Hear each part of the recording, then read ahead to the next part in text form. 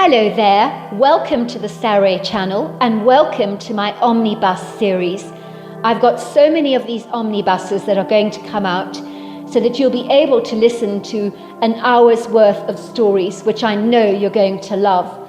You know, the thing is that telling stories is such a fine art, and it's something that was practiced hundreds of years ago when people didn't have the technology that we have today. And everyone would gather around the fire and listen to a wonderful story. And also, what is so wonderful about a story is that personally, I think it is the best way to go to sleep. Every night when I go to bed, I always listen to stories. And that's something that parents used to do with their children. It's something that they still do with their children. There's nothing better than a good story. And so I hope you're going to enjoy this series. And before we start, I just want to say, do subscribe to my channel because you don't want to miss out on anything. Because I'm in for the long haul and I want to make sure that you get the most stunning stories to go to bed with at night or to listen to when you want to be one of those people sitting beside the fire and listening. Don't forget to subscribe to my channel and let's get started. I hope you're going to enjoy the omnibus. Dear Sarah and all your lovely listeners, Rodney Van Vuren slammed the ball of clay angrily onto the potter's wheel. He began furiously working with his hands, throwing his sponge of water over the round wedge of clay, using his steady, skilled, nimble fingers to manipulate the shapeless blob, which impressively began to yield under the firm caresses of his persuasive fingers, so it finally took on a pleasing bow-like shape. Rodney effortlessly made everything he produced on the potter's wheel look like a piece of cake, as he skillfully began to create another one of his incredible masterpieces that would probably sell for a sizable amount of money. He even gave pottery lessons 2 evenings a week and every Saturday morning, and most people marvelled at his magical touch, for he had become a proficient master of his craft, who made everything look easy, when the reality could not be further from the truth. Ostensibly his work was always in high demand, and he had a plethora of orders still on hold, and for one so young, he was making a great name for himself in the world of art. Rodney had been doing pottery since he was 13 years old, but once he became 23, his work had just blossomed. People were naturally drawn to his huge glazed pots. Some pieces could be as large as 4 foot high and 4 foot across, all glazed masterfully in resplendent blues, browns and green hues. And his incredible ability to work with glazes had gleaned for him many ardent admirers, as his signature colours were uniquely individualistic. Rodney was ever thankful to have a job he loved, where he worked comfortably from home, according to his own unique schedule. He was a free-spirited man, who would never have done well working under somebody else's instruction. Rodney's pottery studio was built about 300 feet away from his colonial farmhouse, on the edge of the woodgrove of tall, lofty trees. It was here where he was left to his own devices, so his beloved studio had literally become his home from home and his quintessential favourite playground, the place he would ultimately escape to get away from his annoying wife Lisa. If Rodney had any regrets in his life, it was marrying that spoilt, tiresome woman, with a tongue on her as sharp as a razor blade, and with an air of such entitlement that was something he'd never been able to come to terms with. He realized his wife was a product of an affluent lifestyle, where no was not a word ever engaged in the Papadopoulos household, from where she'd grown up, and her adoring father had refused her absolutely nothing. If Rodney dared to say no to his wife Lisa, his life was frankly not worth living. So he'd found himself giving in to her every fanciful whim. It was so much easier that way, just to keep the peace. She was the kind of woman who would make a scene and have a tantrum if you didn't agree to her every request. There was no middle ground with her, no room for negotiation or frank discussion. How he regretted marrying Lisa, with all of his heart. But he had to be seen to be doing the right thing at the time, especially with Lisa's intimidating father, breathing fire down his neck like a dragon. It was 8 long years ago since he'd married Lisa, and it may as well have been a lifetime, for it certainly felt like that. The years had dragged by so slowly, like an old lady taking all day to cross to the other side of the road. Why did he feel like this?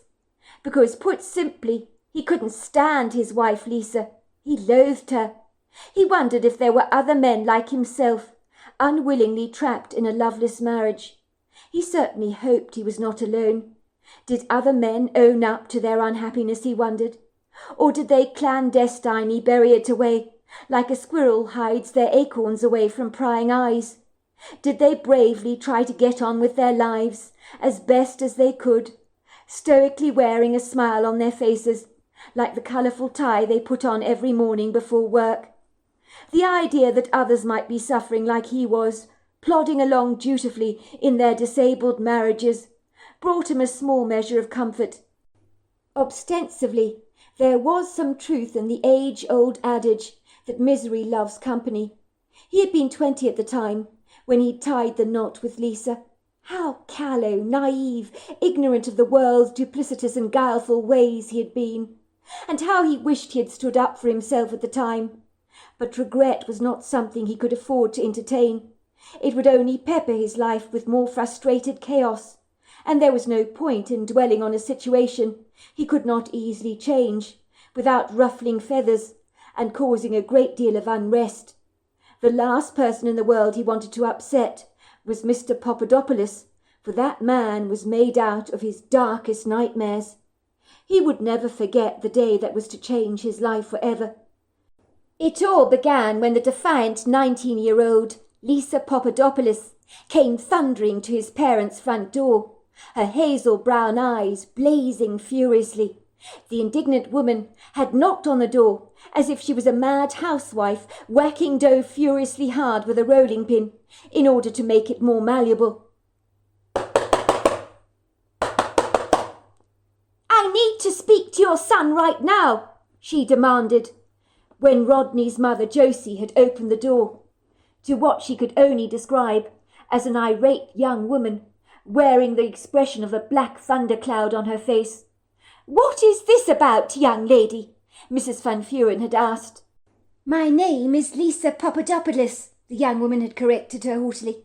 "If you don't mind, this is between me and your son," she had said caustically. "I need to speak to him at once, this minute."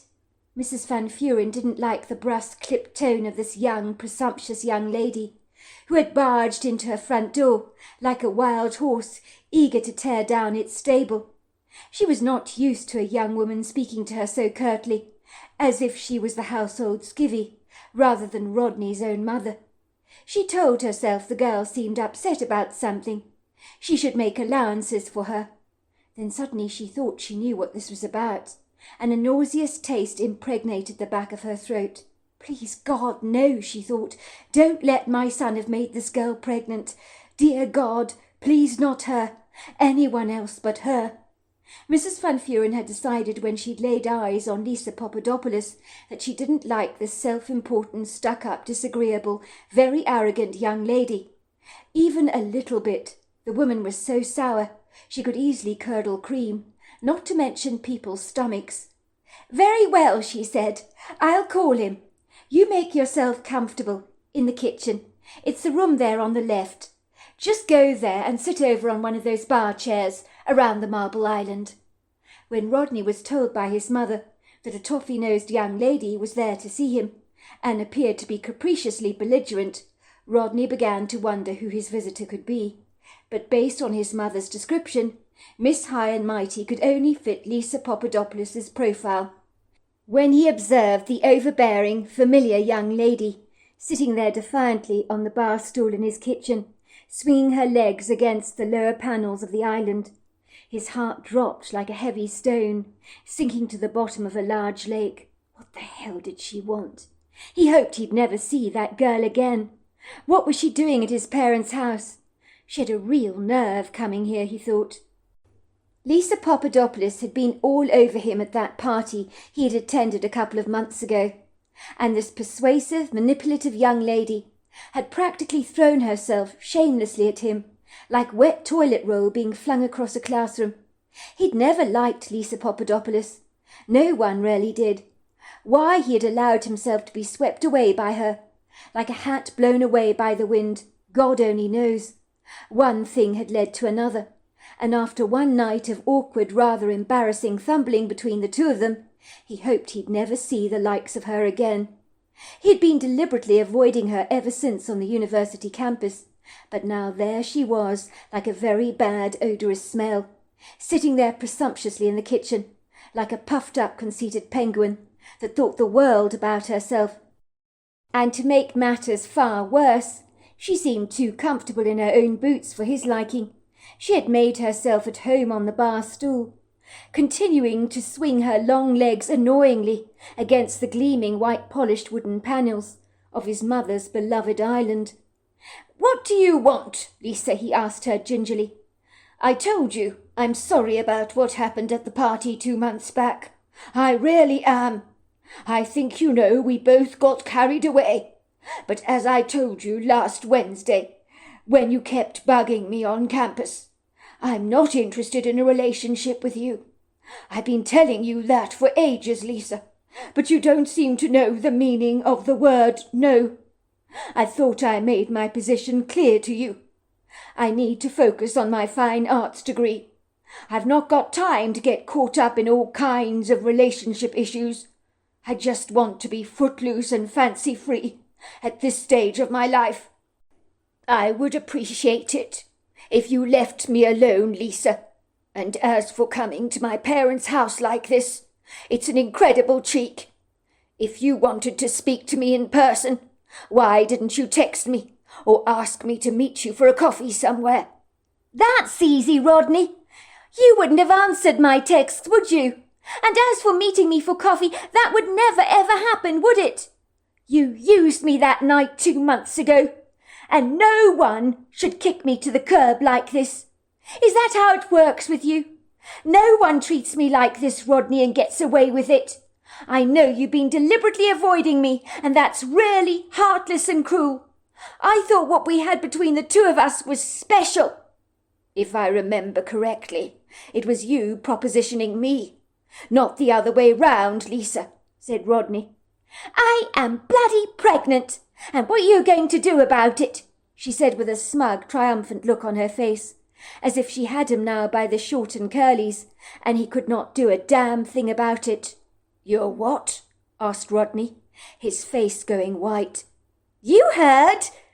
Do I need to spell it out to you?" "Well, what are you going to do about it?" asked Rodney obsequiously. "What am I going to do about it? Are you joking?" said Lisa insolently, rolling her brown eyes in the back of her head. "That's rich coming from you, Rodney. Oh, it's typical, isn't it? You don't want to take responsibility for what you've done to me." "Well, what exactly do you want me to do about it, Lisa? You're the one that's pregnant. The choice is in your hands. It's your body, not mine. I doubt I have any say in the matter anyway. But whatever your decision, I'm willing to support you all the way, whether it be financial or emotional. I can't say fairer than that." "I'm keeping the baby, and I think in the circumstances we should get married, don't you, Rodney?" "Lisa, for goodness sake, be realistic. You're 19. I'm only a couple of months older than you are. We're both very young. People at our age don't get married. As I was saying, I will support you with a baby. Of course I will. But I don't even know you. Well, not really. I've seen you around campus from time to time. We had one fling. That was it. But it was instigated by you, I might add. I was the one that was trying to walk away. But you literally pinned me down like a dog on a chain. I thought we'd been careful, but I'm sure you appreciate. I can't be tied down at such a young age. It would be folly for us to get married. We have nothing in common, and I don't even love you. And that might be a start for an enduring relationship, surely." "I knew you would do this. It's so typical, said Lisa fractiously, picking up an empty bottle of white wine on the kitchen counter and flinging it at the opposite wall, so that it smashed into hundreds of glass shards. You're such a loser, Rodney. So predictable. So incredibly predictable. I might have known you'd react like this. You're textbook. You're no different to those other boys at campus, using and abusing women and spitting them out all the time. It makes me sick. I hate you. Did you hear that, Rodney? I bloody hate you. You should do the right thing by me and ask me to be your wife. But look at you. You're no gentleman. You're a loser. And thanks to you, my baby will grow up without a father, because you haven't got the guts to be a chivalrous gentleman or to do the right thing by me. In the olden days, your behaviour would have been described as scandalous. Mrs. Van Vuren came hurriedly dashing into the kitchen after hearing the dreadful sound of glass shattering and Lisa's high-pitched wailing. What on earth is all this noise about? She cried out in horror, staring nonplussed at the smashed glass on the floor. Some pieces looked treacherously sharp and jagged. Mrs. Van Vuren was relieved that no one had been hurt. She looked at Lisa disapprovingly. Did you just throw that empty bottle of wine at the wall?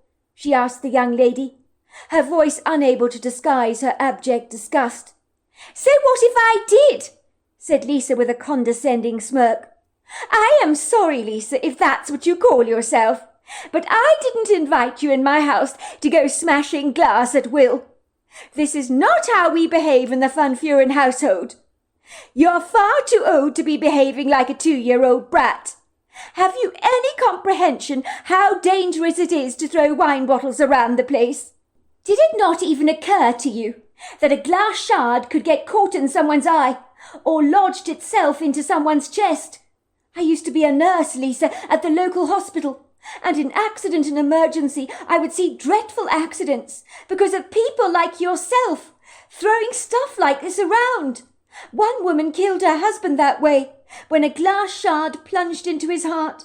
She was devastated about what had happened, but she should have known better than throwing a glass vase around. And you should have known better as well, Lisa. Oh, get over yourself, said Lisa. And keep your butt out of our business, Mrs. Van Vuren. You're the one that's overreacting here, not me, said Lisa, bulldozing contemptuously past Mrs. Van Vuren in the kitchen, where she thundered into the hall, finally exiting the house through the front door, banging it loudly behind her with a mighty slam. They could hear her swanky white Mercedes accelerating down their drive as she sped off and was gone faster than a flash of lightning. And only when they were sure she had finally left the property did Rodney and his mother breathe a sigh of relief. What on earth is her problem, Rodney? Asked Mrs. Van Vuren, looking at her son in horror. That young lady has got an unbridled temper on her.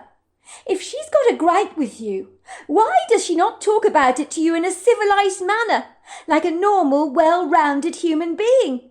Instead, she waltzes into our house as if she owns the place, like an elephant in a china shop, and throws a wobbly in our kitchen. Mrs. Van Vuren pats her forehead with a towel, as the unpleasant incident had made her break out into a sizable sweat. Her heart was flapping in her chest from the aftershock of such a tumultuous scare. Oh dear! I've seen some unruly, insubordinate behaviour in my lifetime, but that girl takes the biscuit. Why on earth did she do that with the wine bottle? Has she lost leave of her senses, Rodney? It's the first time I've met her, and I sincerely hope it will be the last. She behaves like that, Mum, because she comes from an affluent family, I'm told. It's new money, I believe, who have not tamed her cocky insolence, but have actually probably encouraged her to be so overbearing. I've been told by those who know her that she's a daddy's girl. He gives her everything she could possibly want. She's got that pretentious bumptiousness and contemptuous pride that comes about from someone who's never had to work for anything a day in their life. I just wish, Mum, I'd never had the misfortune to cross her path in campus. Unfortunately, she's doing a fine arts degree, but she's not talented at all. I have no comprehension why she's actually doing it. I had a fling with her 2 months back, and she's been bugging me ever since, demanding that we go steady. I told her I was not in the least bit interested. I think because I keep fobbing her off, she keeps coming back to me like a desperate puppy dog. It's pathetic. The more I reject her, the more irresistible I seem to become to her. There is no other word for her, but she's a precocious little brat, said Mrs. Van Vuren, wiping her hands on her apron, as if wiping away the unfortunate woman she'd just met. I hope I never see that lady again. Her kind in my life I can well do without. Her parents should be ashamed of themselves. I do not care if they've got enough gold to sink the Titanic, or enough cash to drown the Bank of America. If those parents had said no to that cocky-handed high horse just a few times in her life, she might not have turned out to be so obnoxiously objectionable. I've never had a young lady address me in the way she did just now. I'm appalled. Mum, brace yourself for some bad news. I don't know how to tell you this, but she's pregnant with my baby. She's intending to keep it. That's what all the commotion was about. I didn't react in the way she hoped I would. She had a hissy fit, threw a wine bottle at the wall. She was a hell of a scary when she got angry, as you yourself saw. Oh, my God, son! For once in my life I'm lost for words. What have you done? Said Mrs. Van Vuren, placing a startled hand over her mouth. And with her, of all people! Anybody else but her! Don't you know the cardinal rules in life, son? Did me and your father never teach you anything? Never ever get intimate with someone you would not be prepared to spend the rest of your life with. It could come back to bite you, and it clearly has. That young lady is toxically poisonous. You know how old-fashioned your father can be. He'll put the pressure on you to get married to her. He won't want any grandchild of his to be raised without a solid foundation. And even if you don't marry her, that woman will remain in our lives whether we like it or not, because she's carrying your child in her womb, which is also our grandchild. That's what she wants, Mum. She wants me to marry her. She made that very clear to me. Who wants to marry who? Asked Mr. Van Vuren, entering the kitchen at the most inopportune time. Mr. Van Vuren was a 6-foot teddy bear, with the heart of a lion, but he had very staunch views when it came to matters concerning family. Children at all times needed to be raised by 2 adults, in his humble opinion. He was an esteemed psychologist who worked with dysfunctional children every single day of his life, kids badly damaged from broken homes. Mr. Van Vuren had returned home from work, and Rodney and his mother had not heard his approach. He threw a copy of the newspaper onto the kitchen counter, marching over to the refrigerator to remove a large jug of homemade lemonade from the glass shelf. The ice in the jug tinkled as he poured some lemonade into a very large tumbler, and then he drank it back in one long gulp, while Mrs. Van Vuren and her son gave each other awkward, somewhat dismayed glances. They knew they'd have to let the cat out of the bag sooner or later, and neither of them were sure how Mr. Van Vuren would ultimately react to the news. By all accounts, learning his son had fathered a child at 19 years old would likely go down with him like a lead balloon. Ah, that is so much better. It's quite hot out there today. The air conditioner at the office is on the blink, would you believe it? The suppliers are only going to fix it in the morning. In some of my therapy sessions today, my clients were sweating buckets. It was quite dreadful. I thought I was going to die in those offices. It was unbearable. I was quite parched, but no matter how much water I drank, I don't seem to be hydrated. He glanced from his wife to his son. Now, what's going on here? Why do I feel that there's an elephant in the room that you don't want to talk about? Especially to me. I noticed how silent you became when I intruded on your conversation. So I'm assuming it's something you don't want to tell me, which concerns me greatly. So are you going to tell me what's going on? Or am I going to have to squeeze you for the information, like a tube of toothpaste very hard, or like one of my clients that refuses to talk? I'm very good at getting the truth out. I do it every day of my life. Sweetheart, in this case you do well not to ask any questions, because you're absolutely right. Your flapping ears would be best served if you didn't listen to this, said Mrs. Van Vuren, wrapping her arms around her husband in an affectionate hug. You are right. There is an elephant in the room that we don't really want to talk about, I'm afraid. You're on to the money about that. I'm afraid Rodney here. Well, he's got himself into a spot of trouble. What kind of trouble, son, have you got yourself embroiled in? He asked with concerned grey eyes.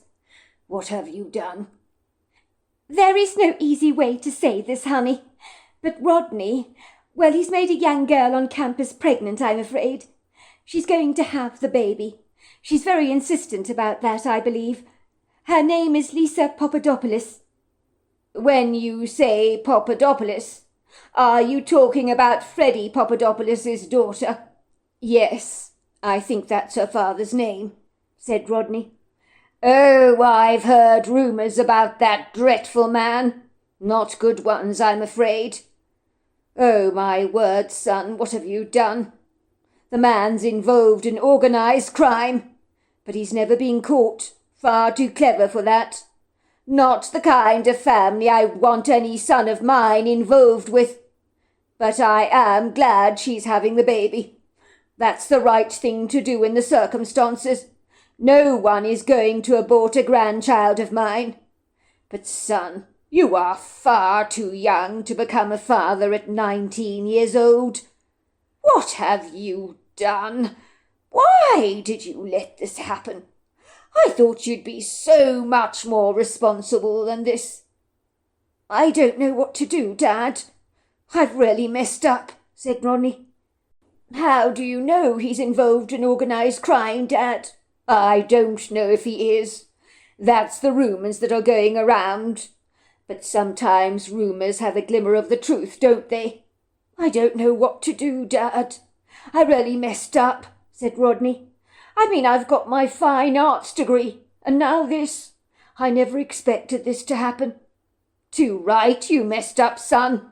And as for expecting this to happen, well, not expecting this to happen, I mean, you are incredibly naive. If you put your hand in the fire, you're invariably going to get burnt. But the problem is people make the same old mistake over and over again. I find this all the time in my practice. They always believe it's going to happen to someone else, never ever to them. You know what you need to do now. The chivalrous thing is to marry her in the circumstances, even if the poor girl has the misfortune to be Freddie Papadopoulos's daughter. But I mean, beggars can't be choosers. It's the right thing to do, isn't it? But, Dad, I'm far too young to get married. And these days people have children out of wedlock all the time. They don't necessarily get married, do they?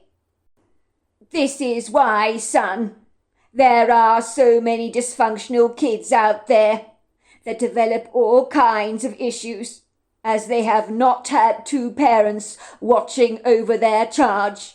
I see it all the time in my work. The devastation of broken families. I don't want to see that happen to our grandchild. You may be too young to get married, son, but your baby is too young to grow up without a father. And if you don't get married, then you will be a distant father. You won't have a hands-on relationship with your child. You do realize that children that grow up without parental role models can end up with all kinds of issues. Some children will feel abandoned and unloved. Do you want to do that to your own son or your own daughter? No, of course not, Dad. In theory, what you say makes sense. But it's not very practical, because you see I don't love Lisa, and if the truth be told, I don't like her either. How can I possibly marry someone that I actually loathe? Well, son, as I've told you since you were old enough to understand, you never, and I mean never, get intimate with someone you don't love. Only a fool does that. You could end up saddled with their baby. You are now in a precarious position where you have to take responsibility for the baby's sake, because this is your child we're talking about. This is not about you anymore. There is a young, vulnerable life to consider. You're going to have to be very unselfish about this matter. Do the right thing by your baby. I can't tell you what to do, son, but I strongly advise you to marry this young woman who you have got pregnant. There are a lot of people out there who would strongly disagree with my suggestion. But it is unfortunate that you don't like her. But you have made your bed. You're going to have to lie on it and make the best of a bleak situation. This is your responsibility, son. We're not living in the 1950s, sweetheart, said Josie Van Vuren. Our son can do the right thing for the baby without having to marry that disagreeable girl. Surely. You have no idea what she's like, Hugo. Why, I don't believe I've ever met such a condescending little brat. Look, sweetheart, many people around the world marry people they don't even know. It's called an arranged marriage. Believe it or not, the success rate of those relationships is 1,000 times better than marriages you see here in America. People think a relationship is all about passion. Absolutely not. Marriages all require hard work in order to make them succeed. It's like anything in life. What you put into it is what you will get back out of it.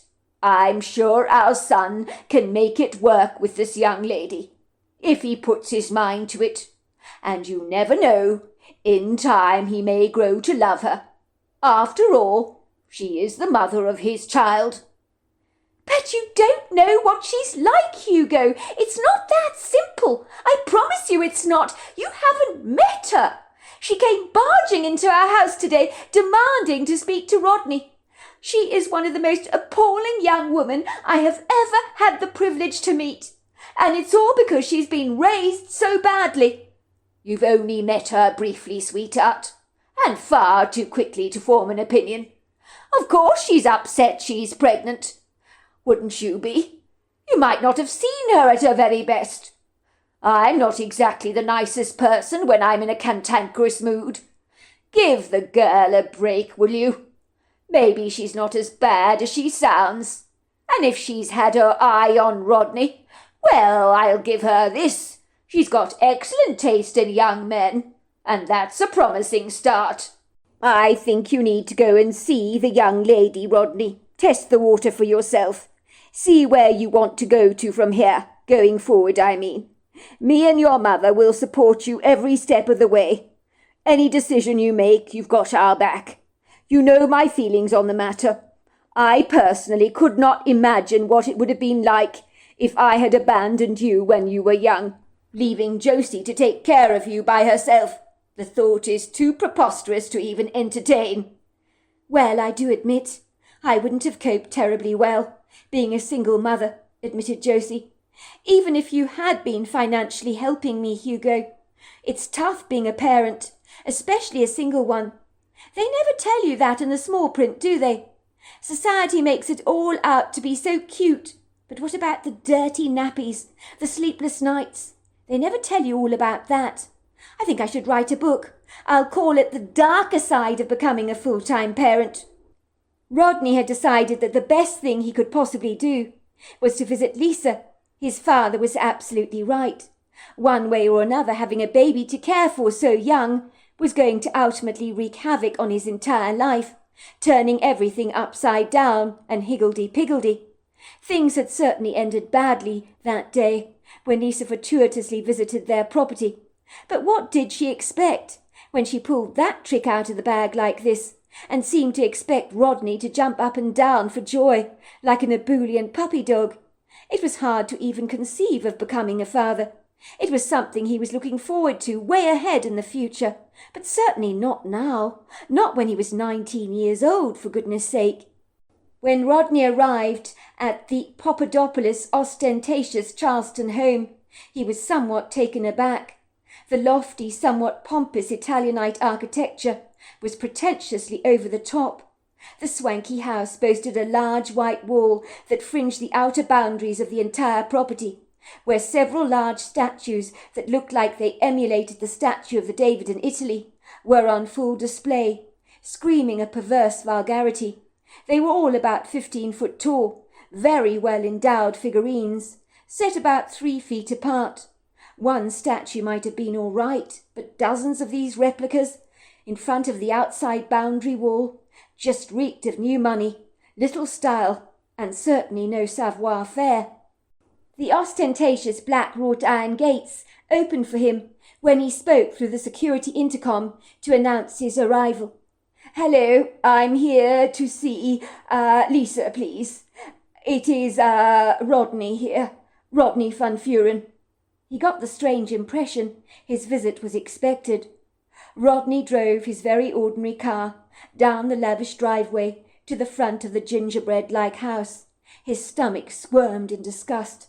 The whole place was just so in your face, as if the over-embellished gilded house itself was saying to him pompously, "Hey, look at me. I'm so fabulously resplendent and florid. What is someone like you doing here?"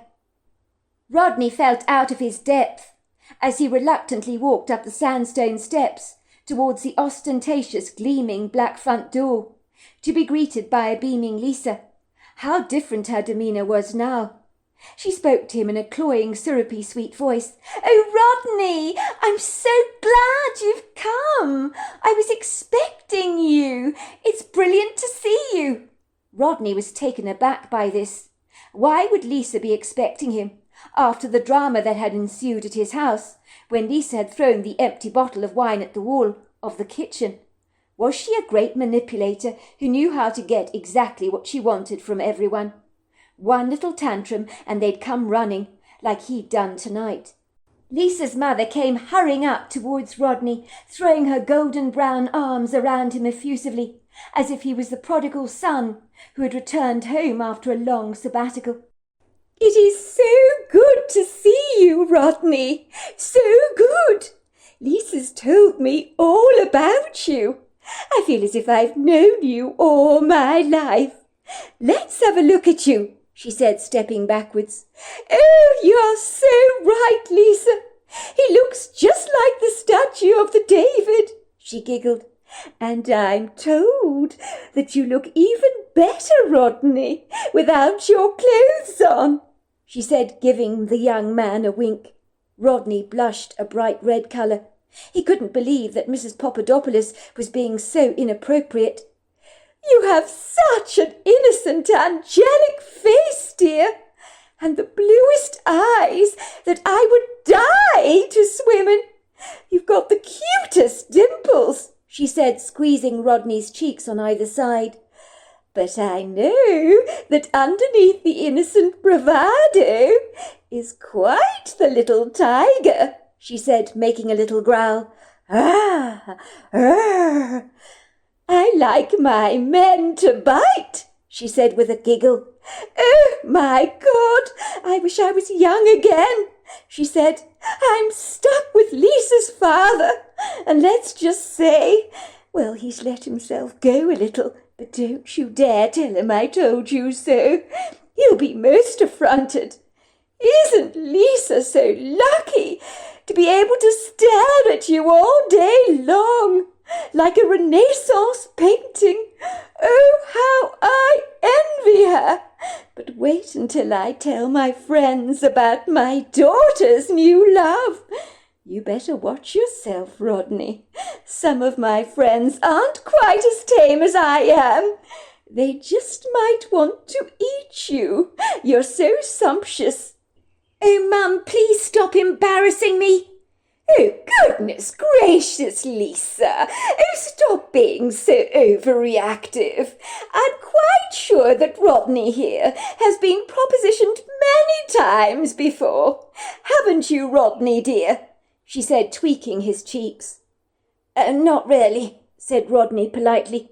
Oh, nonsense! I don't believe that for a single moment. You're being incredibly bashful. A young man as handsome as you. I don't buy that for a second. Rodney couldn't believe that Lisa's brash, flirtatious mother was so in your face, as much as the loud house she occupied, as well as her well-endowed statues that you were not allowed to forget, where nothing was left to the imagination. Modesty was clearly not a virtue embraced in the Papadopoulos household. He shouldn't have been surprised by this. Lisa's mother was like mutton dressed up as lamb. Did she not realize how ridiculously silly she looked? A 40-year-old woman, dressing like a teenager going to a disco. She was wearing a tight, very short leopard skin skirt and a black low-cut top, where her very expensive Dolly Parton-sized assets were shown off to their best advantage. There was nothing refined, subtle, or remotely understated by this very abrasive woman, who wanted to stand out like a splash of bright red colour on a David Hockney painting. She had long manicured nails and ash-blonde, very highlighted hair.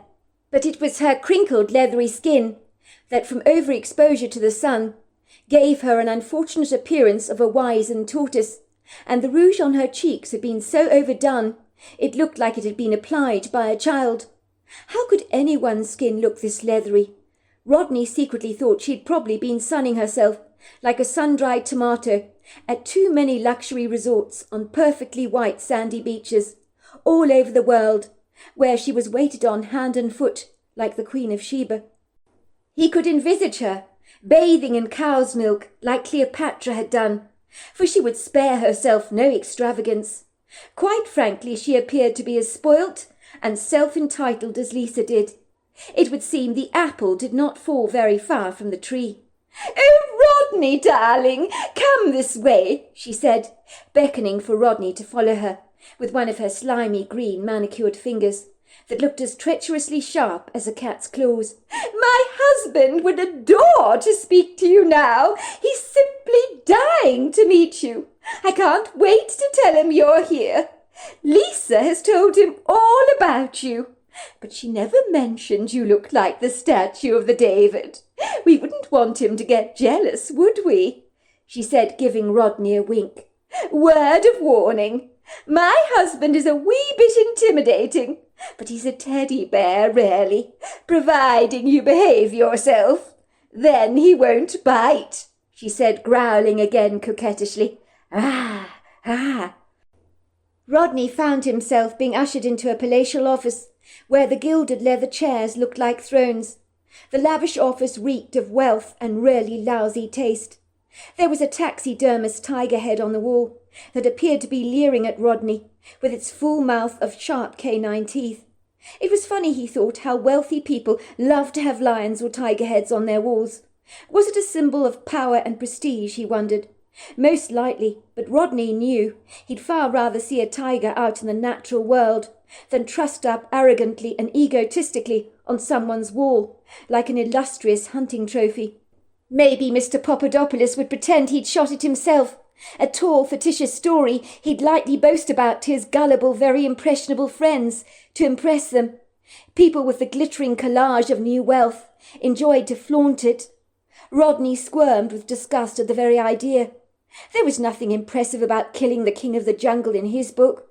Rodney glanced around the showy office that was busy with flashy detail and felt incredibly small and inconspicuous. Every part of him wanted to run for the hills as fast as he could, but he tried to remain grounded and tethered to the chair. What did Lisa's father want to talk to him about? Was he going to give him the riot act?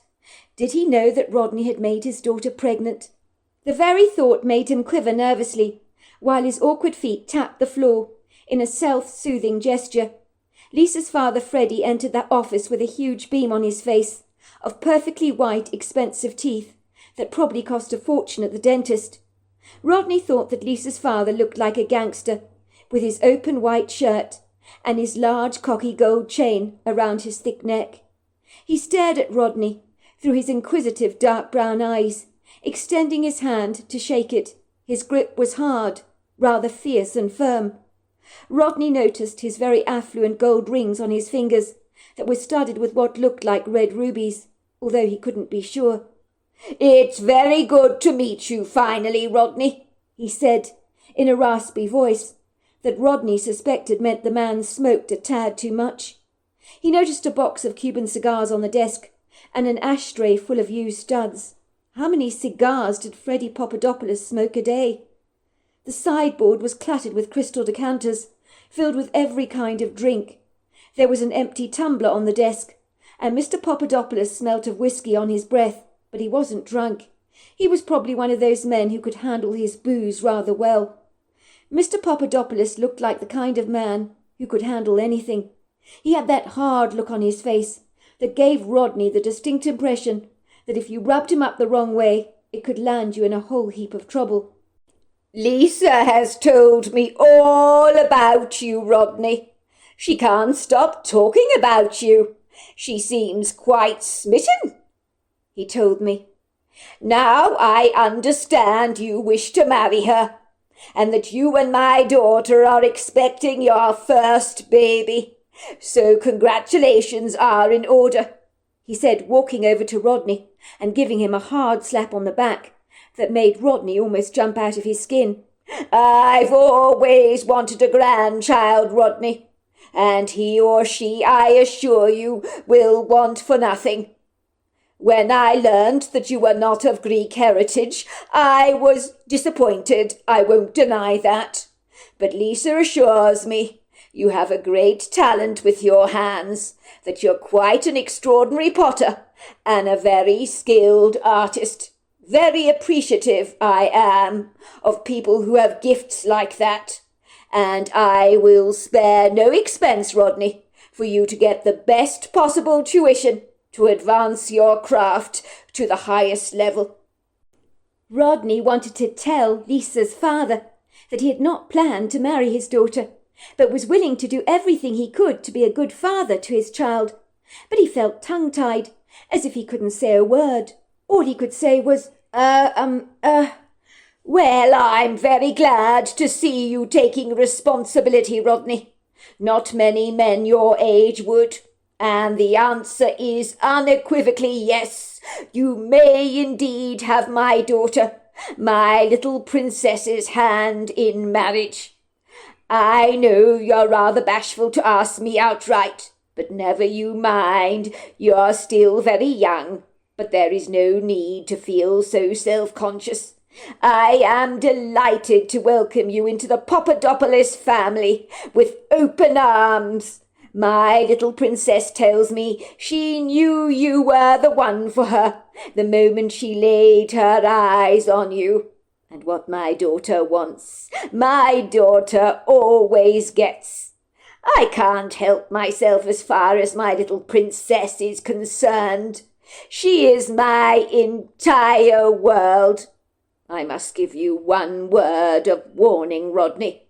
If you hurt my little princess, you will have me to deal with."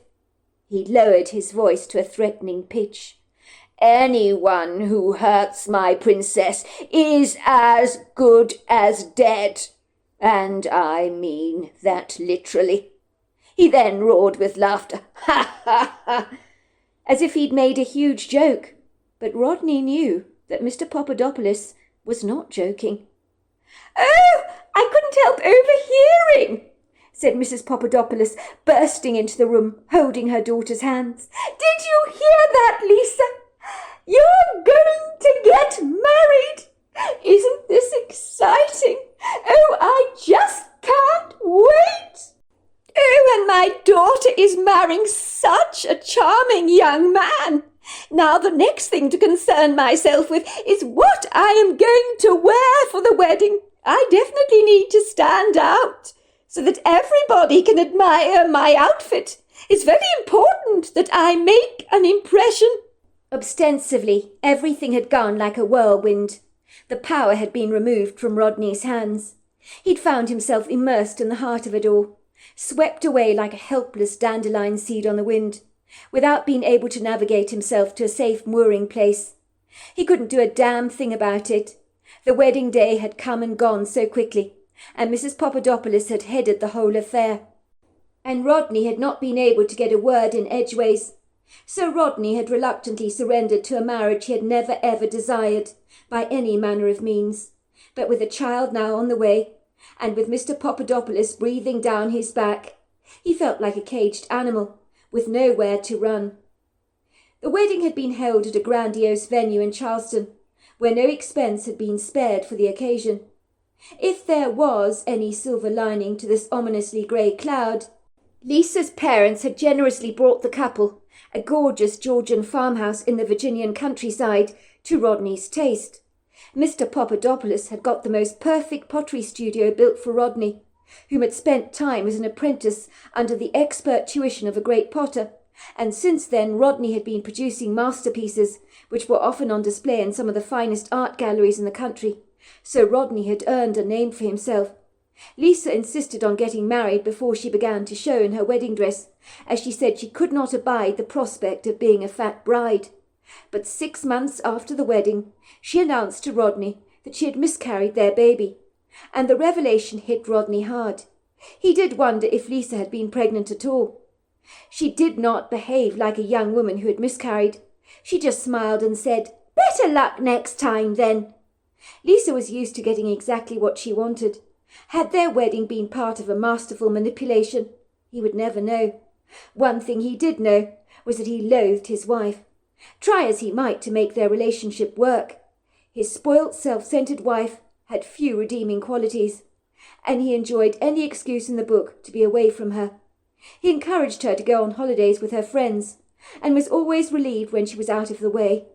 In truth, he would have loved nothing better than for his wife to have an affair with another man, so that he could find the quintessential excuse to leave her, but that looked like it was never going to happen, as Lisa, for some incongruous, unexplainable reason, seemed to be head over heels in love with Rodney, which was unfathomable, as the love she had towards him was certainly not reciprocated. "That's no way to live, darling," her mother had told him. "You're very unhappy with Lisa, and I can't blame you, son. She's a frightful young lady. I don't believe I've ever met anyone more spoilt. Do you know, she threw away the Easter eggs I bought the both of you, because she was afraid of getting fat. I was absolutely appalled. At the very least, she could have given them back to me, or let someone less fortunate enjoy them. I remember after Thanksgiving she threw away perfectly good food. The wastage was absolutely insane. So much expensive, perfectly edible food flung into the dustbin. It made me recoil in disgust. I was completely revulsed. Even your dad was grievously upset to see that happen." "That's what she's like, Mum. She's so used to having everything she wants. She's developed this arrogant sense of self-entitlement. I think she sees me as something she owns, like one of her designer shoes or purse. I wish I could like her, but I don't. A marriage is not supposed to be like this, is it, Mum?" "Of course it isn't, son. Oh, I think you should get a divorce. I really do. I mean, you don't have any reason to stay in this relationship, as you don't have a baby to raise. I mean, if you really are so desperately unhappy, there is a way out." "Do you want to know the truth, Mum? Because I don't actually enjoy telling it. But I'm scared to divorce Lisa. If I do anything to hurt Lisa, there is no telling what Mr. Papadopoulos is capable of doing. He is the most threatening, dangerous man that I have ever met. Do you know he was arrested by the police once in a murder investigation, and is linked to a person that went missing?" Mrs. Van Vuren let out a gasp. "You're joking, right? Your father mentioned there were rumours of Mr. Papadopoulos being connected to organised crime. But I had no idea about this. Why didn't you tell me?" "Because I only knew about it a short while ago. I actually told Lisa that her dad looked like he ran a drug cartel. We've been watching a movie together on this thug. that was in charge of the Italian mafia, I believe it was. I swear to you, Mum, he looked like Mr. Papadopoulos, sleek dark hair, devious brown eyes, a thick gold chain around a very sizable neck. When I told Lisa as much, she thought it was hysterically funny, and then she boasted that her dad had been a person of interest in 2 police investigations, would you believe? I actually asked her if she thought he might have committed the crimes, and do you know what she said to me, Mum? Of course, silly, but he's far too clever to get caught. She said that to you, said Mrs. Van Vuren, her eyes widening in horror. She did, Mum. Then she made a rather ominous joke. She poked her finger in my chest and said, So don't think about divorcing me, Rodney, because you just might go missing as well, and no one would ever know what the hell had happened to you. That sounds like a threat, darling. Do you think she knows you're unhappy in your marriage with her? Of course she knows, Mum. I've even told her as much. But the funny thing is my apathetic indifference towards her makes her want me more. Well, I suppose that might make some kind of sense, said Mrs. Van Vuren.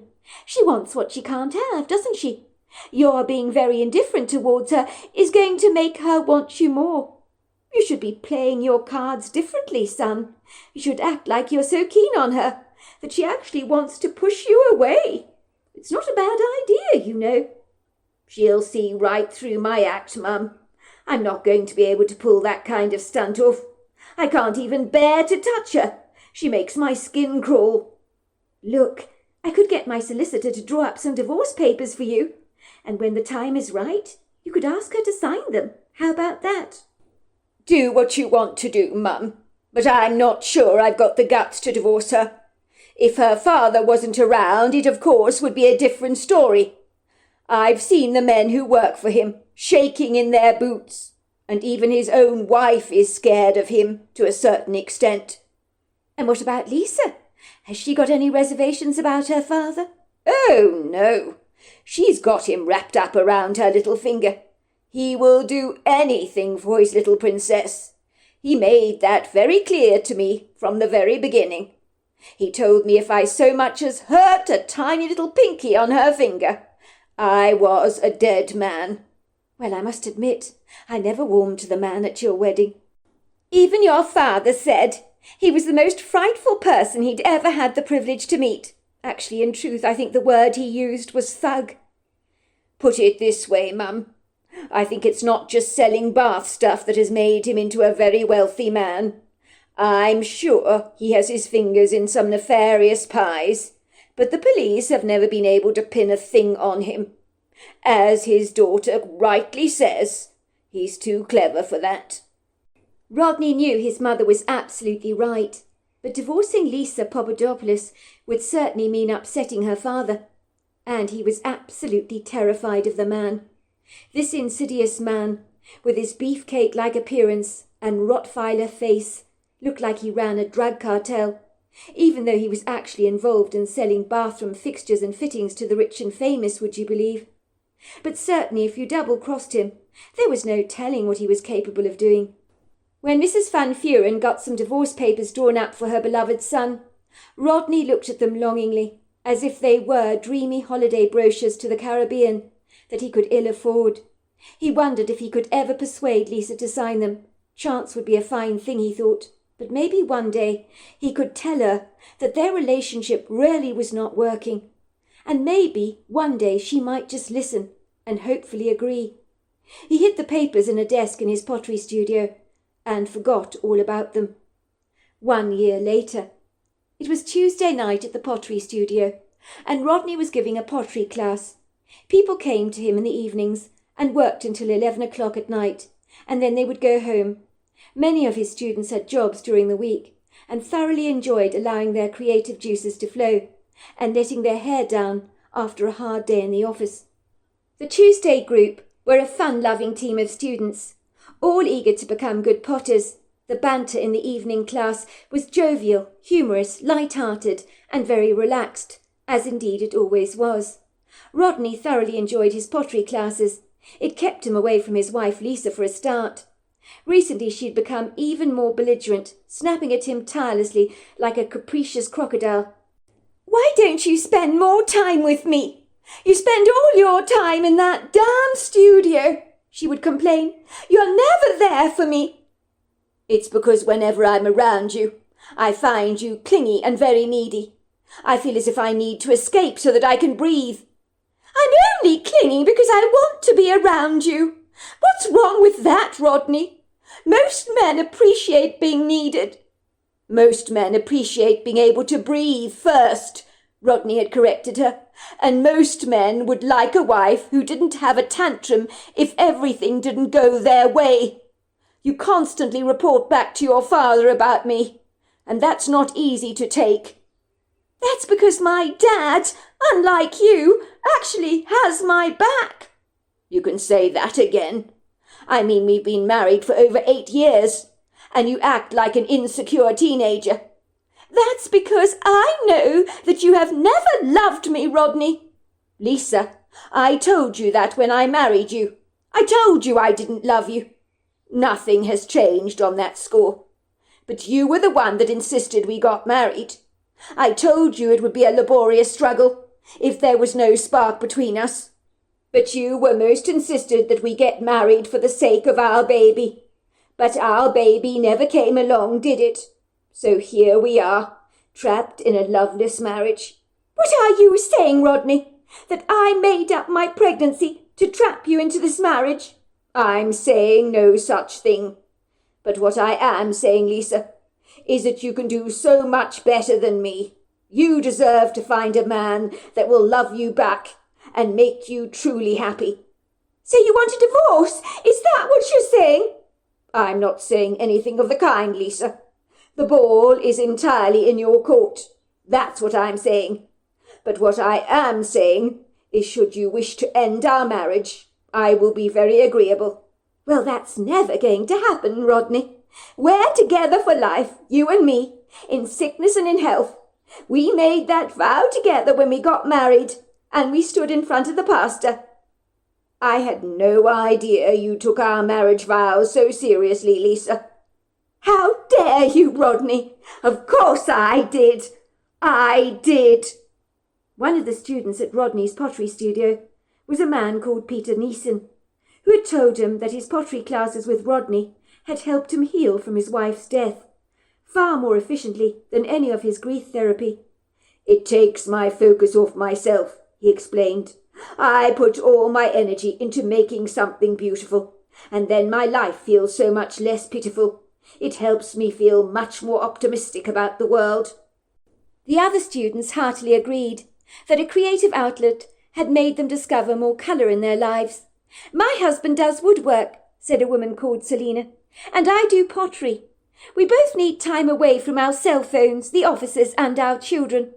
The pottery studio for me is my place for rejuvenation, and when I make a pot, I feel a great sense of accomplishment.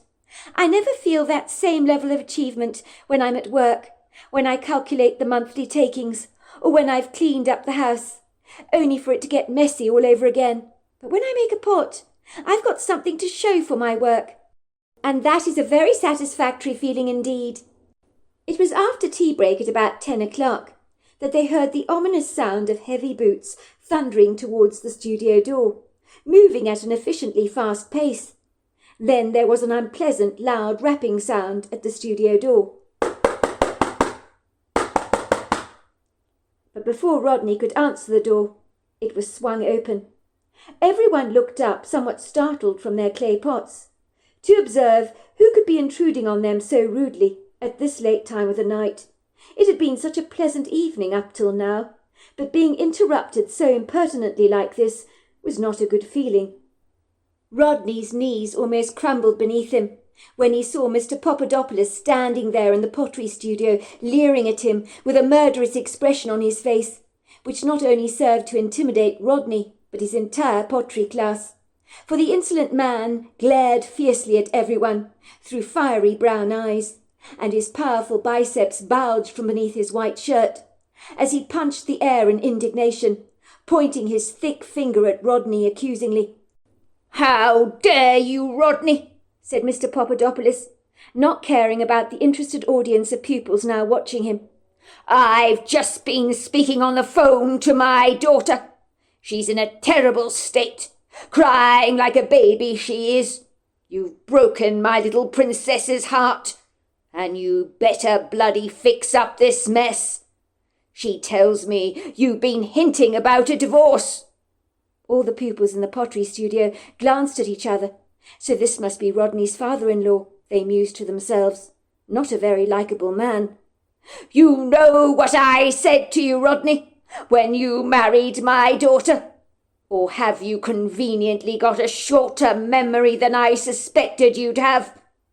I told you that if you ever so much as hurt her little Pinky, I would—" He growled venomously at Rodney, his legs thumping the ground like a trumpeting elephant.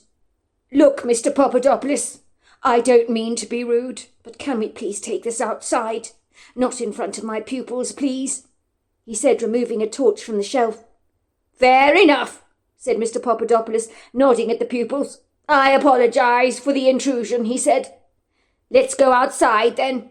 A walk in the woodgrove might be nice." Selina's account. I have been one of Rodney's pottery pupils for over 6 years now, so I've known him for a long time. I hasten to say he is one of the nicest people I've ever had the privilege to meet, who is a master at his craft. One day I decided my life was far too pedestrian. I was reading a book on how I could step out of my comfort zone, to do something different to change my life. And that was when I decided to take up pottery classes, which became a huge passion for me, under Rodney's masterful tuition. I was producing some quality work. I never saw Rodney's wife much, but when Lisa did come into the pottery studio, I did find myself wondering how someone like Rodney could have married someone so obnoxious. She'd come into the studio and wasn't afraid to have a good old gripe at Rodney in front of the whole class. I could see she was a self-entitled brat, used to getting her own way. Her conversation with Rodney would go something like this. "But I want to go on that cruise with you. Daddy is going to pay. It'll be a month away for us. It'll be amazing." To which Rodney would reply, "I'm sorry, Lisa, but I can't go. I've already taken too much leave off this year. But why don't you go without me?" The woman would become belligerent. "You're such a spoil-sport, Rodney. I can't believe how utterly selfish you are being." "Look, Lisa, I'm not trying to be difficult, but I'm very busy. I have clients waiting for my pots on order. I've scheduled pottery classes to teach. I can't just abandon everything at will. I have responsibilities." "Who cares about them? Dad'll give you the money you need to cover any shortfalls." "That's not the problem, Lisa."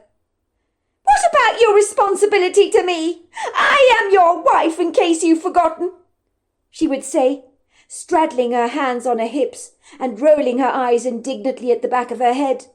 "Lisa, this is not about money. It's about integrity. I don't want to let my customers down, do I? Besides, I do have some dignity. I don't want to go through life living on your father's handouts. I'm happy to support the both of us without his interference. I'm quite capable of managing our financial affairs without him." "What on earth is wrong with you, Rodney? Most normal people wouldn't look a gift horse in the mouth like you do. But oh, I forgot, Rodney. You're so not normal," she would say, scrunching up her face disapprovingly. "I guess I'll have to go on the cruise on my own then. It's typical of you to let me down. What am I going to say to people? My husband's got too many responsibilities with his clay pots. How pathetic is that going to sound?" she said, hitting a chair so hard that it somersaulted across the floor, landing on its side. "You're pathetic, Rodney," she'd say, storming out of the studio. I felt very sorry for Rodney. He would apologise for the fortuitous outburst, and we would continue to work, as if nothing had happened. But we could all sense the tension between the couple.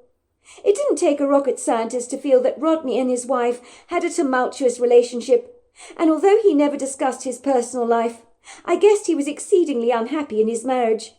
By all accounts, it would take a saint to be married to such a difficult, tempestuous, overbearing woman. and all the men at the studio certainly said as much. When Rodney was not around to hear our discussions, of course. We all did wonder why Rodney did not divorce the woman, and soon learnt why he'd refrained from getting a divorce. Rodney was clearly terribly afraid of his father-in-law, Mr. Papadopoulos, and who could blame him? When Rodney's capriciously belligerent father-in-law thundered into the studio late on Tuesday night, shouting the odds at Rodney in front of the entire class, let's just say he was without doubt one of the scariest, most cantankerous men I have ever seen. He reminded me of those thuggish gangsters you see on crime movies, who don't hesitate to execute anyone who betrays them. The kind of man who would have a decapitated head on his desk to put the fear of God in anyone daring to think of not serving his every demand faithfully.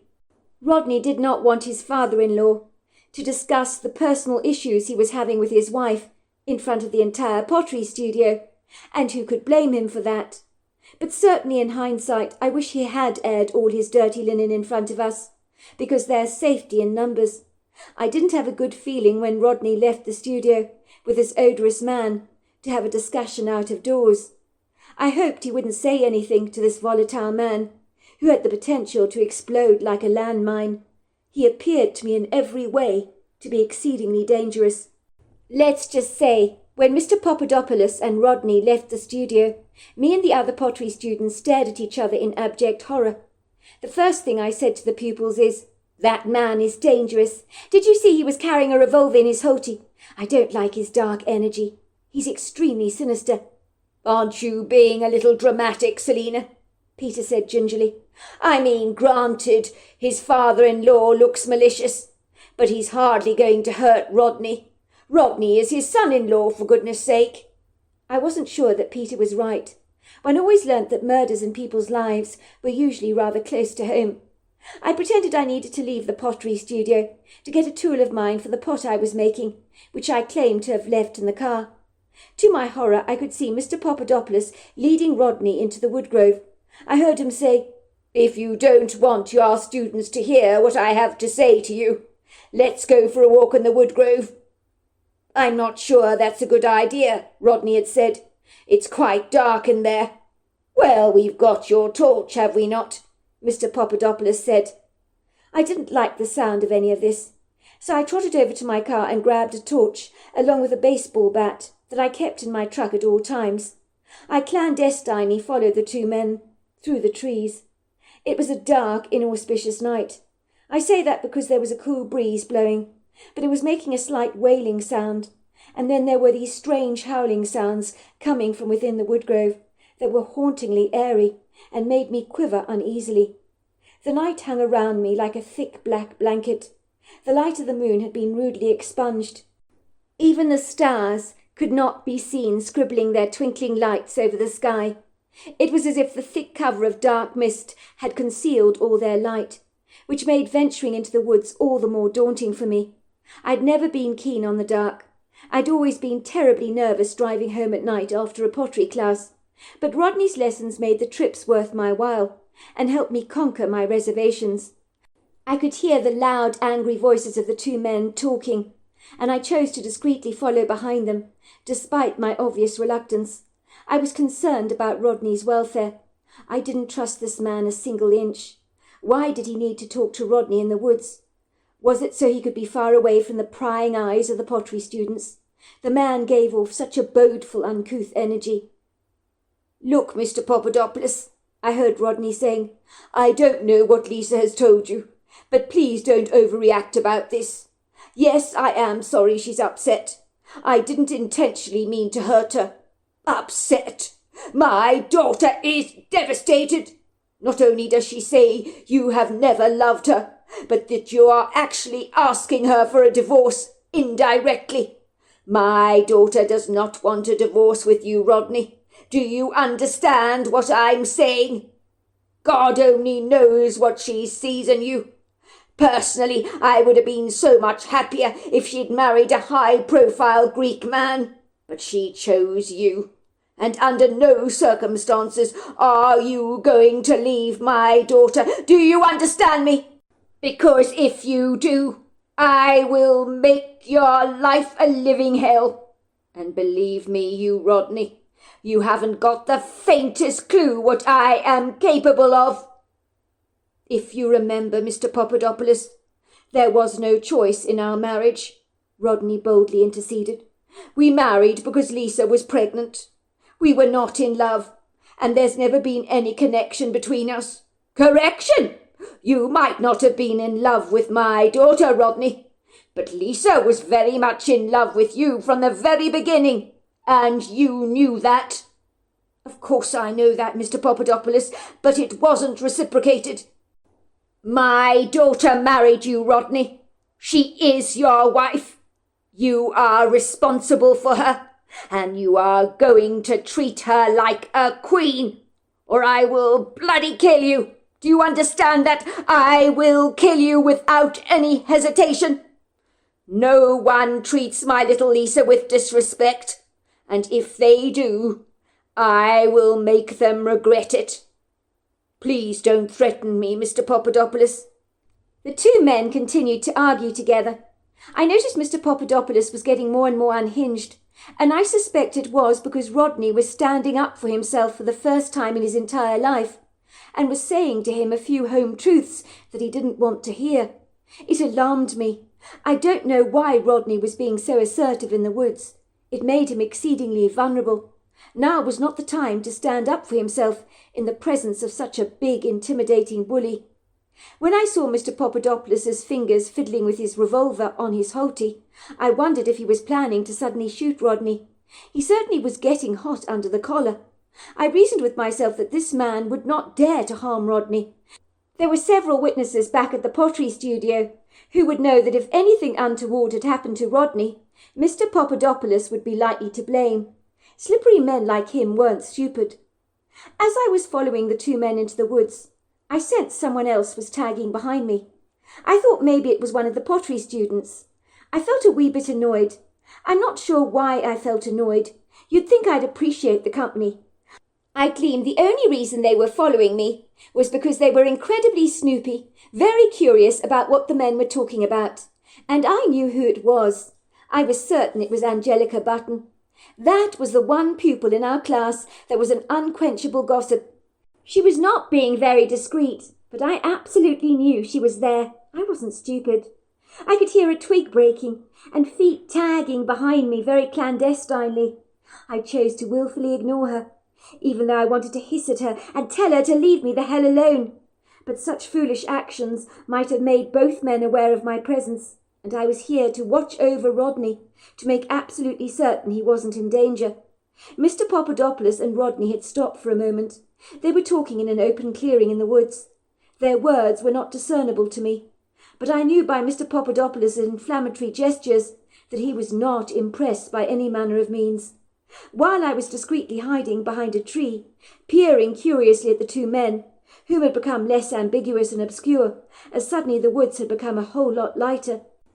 I realized it was because the moon had come out, like the sun after the rain. It audaciously trespassed through the open branches of the trees. Its silvery ethereal light lit up the whole area, and with Rodney's high-powered torchlight, the intimidating darkness had greatly receded. I will admit I felt the tight tension in my chest ebbing away, like the smoke from a chimney. I was still very much on edge. I was afraid that Mr. Papadopoulos was about to beat up his son-in-law, and I couldn't allow that to happen. If needs must, I would whack him hard at the back of his head with a baseball bat to render him unconscious for a while, in order to rescue my pottery teacher from his wrath. Had he cunningly lured his son-in-law into the woodgrove to beat him up within an inch of his life, to teach him a lesson?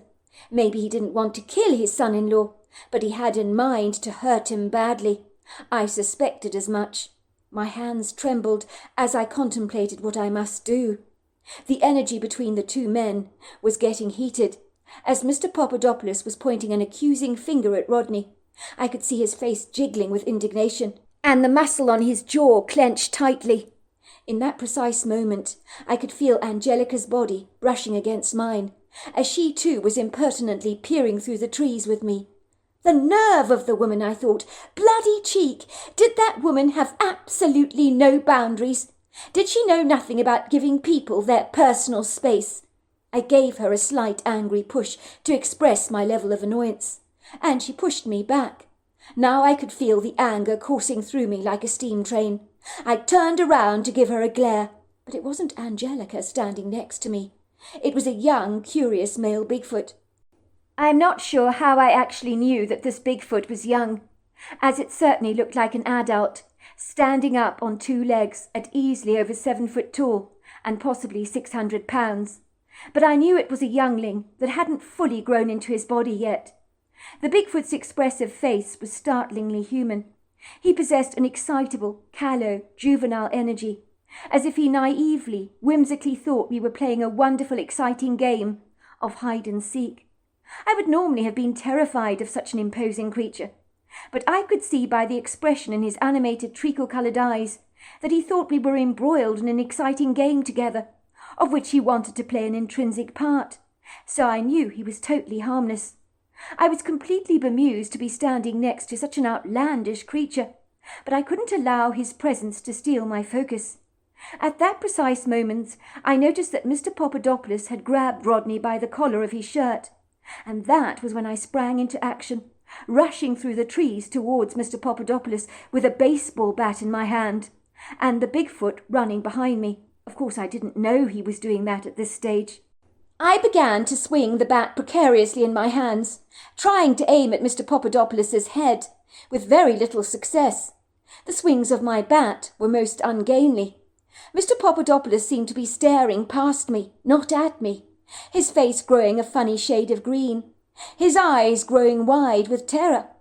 Mr. Papadopoulos was frightened of my baseball bat. I could hardly believe it. I've never seen a grown man trembling so much before. I mean, at 145 pounds, I was hardly that intimidating, was I?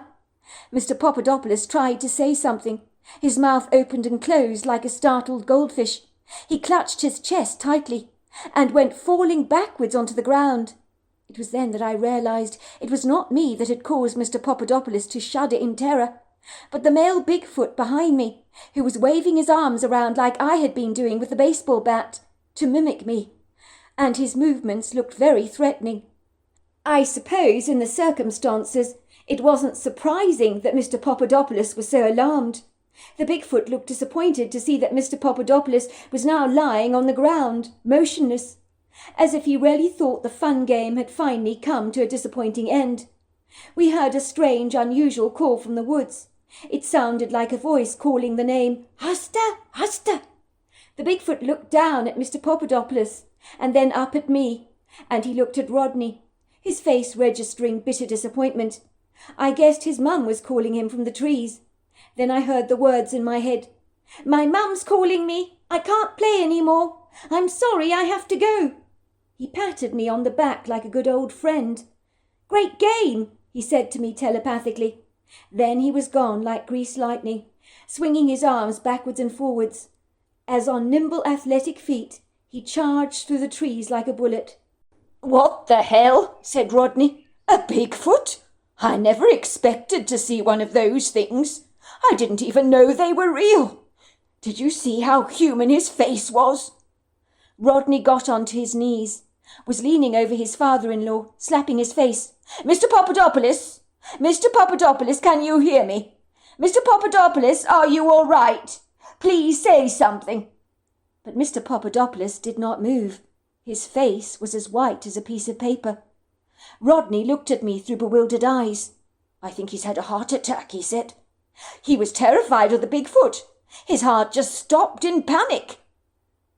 "But the Bigfoot was only a youngling. He was harmless," I insisted. "You didn't see how he was throwing his arms around. A strong creature like that. Very intimidating, I assure you." "He was just mimicking me," I insisted. "People can die of shock, you know," said Rodney, as he tried to attempt CPR in vain on Mr. Papadopoulos. But his attempts were fruitless, and when the emergency services arrived, they announced him dead.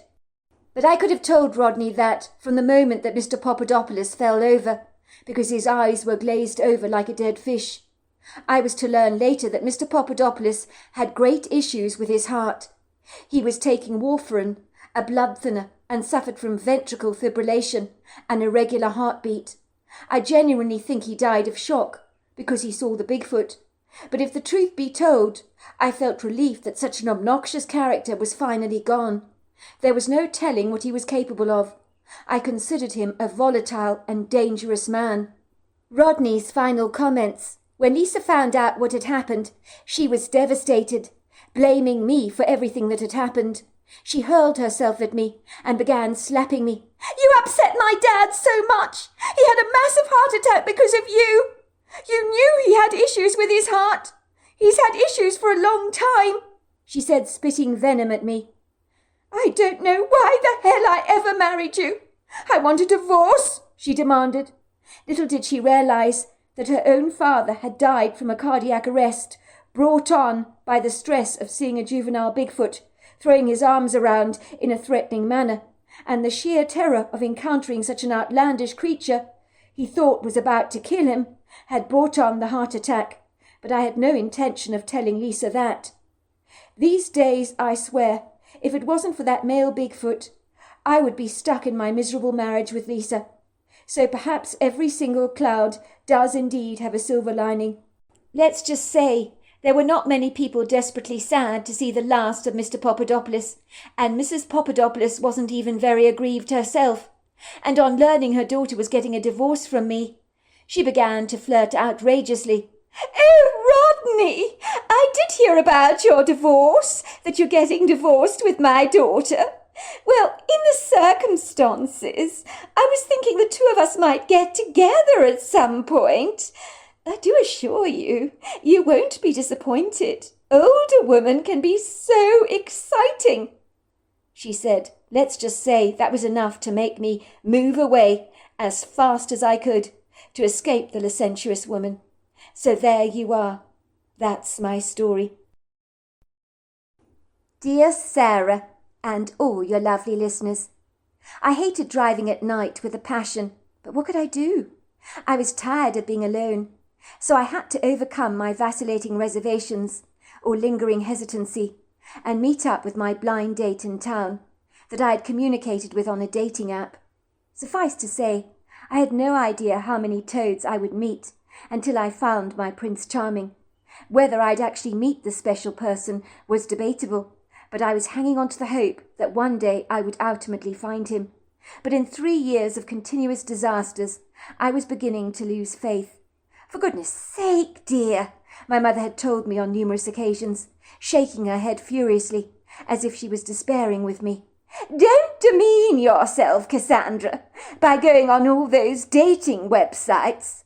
The more you look for the man of your dreams, the less chance you have of actually finding him. It's when you're not looking that he'll magically appear." My mother was a romantic at heart, that believed in an ethereal world where magic lamps could be rubbed and wishes could be granted. "We can't all be like you, Mum," I said gingerly, unable to disguise the annoyance in my voice. Why could my mother not keep her nose out of my business? She really could be quite intrusive at times. I could count on my hands over a dozen times when she had tried very unsuccessfully, I might add, to set me up on a date. I think she fancied herself as the quintessential matchmaker. She would invite a rather poor, unsuspecting young man, whom she deemed an eligible bachelor, to our home, under the clever guise that she needed some help with some light bulbs that were on the blink, and then drag the kind young man into our home and insist he stayed on for dinner. I very much doubt the man could possibly say no. My mother could be most insistent when she chose. It was difficult to sometimes get a word in edgeways. "Oh, but I insist! You must stay for dinner. You've gone out of your way to help me. Now let me return the favour." She would look at the young man with her earnest but pleading blue eyes, and they rarely ever refused her. I always wondered what our guest must think, as my perfectly capable father would make an appearance and join us at the dinner table, who they must have realized was competent enough to fix the problematic issue with the lights for my mother. I would come along and sit at the table, to find my mother flapping over the young man like a flustered pigeon, piling his plate high with potatoes and meatloaf. My mother was a fabulous cook, so I suppose the young man didn't completely draw the short straw. "Mark, I'd like you to meet my daughter Cassandra," she would say, with a mischievous glint in her eyes that would make me inwardly groan, sometimes even squirm with embarrassment. Some of the young men my mother brought home with her were not my type at all. My mother had no way of knowing that. If he was young, carefree and single, it seemed like he ticked all the boxes in her opinion. My mother could be transparent like a pane of glass, and I knew exactly what she was up to. She didn't fool me for a moment.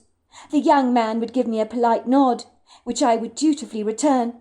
"Mark here kindly offered to fix the light bulb in the living room that was on the blink. It was so terribly nice of him. He insisted on helping me. We met at the supermarket, and I happened to mention our issue with the electricity." My father would furrow his forehead in perplexement. "What issue, sweetheart? We don't have any issue with electricity," he would say.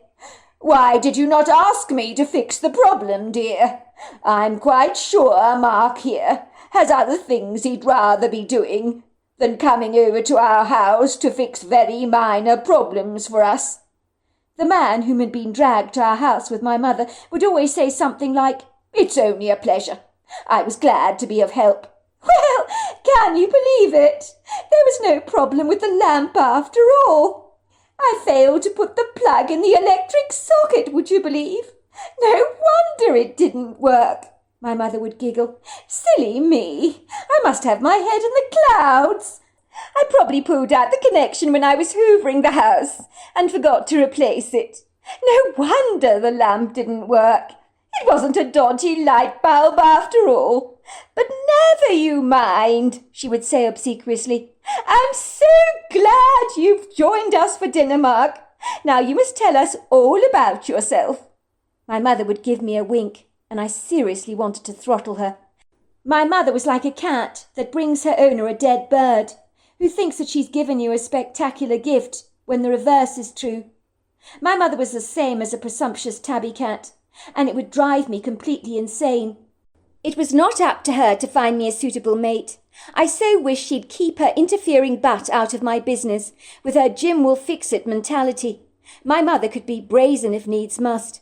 She would seek out good-looking men in the supermarket or anywhere else for that matter that tickled her fancy, and prey on her unsuspecting victims with the vigour of a female praying mantis.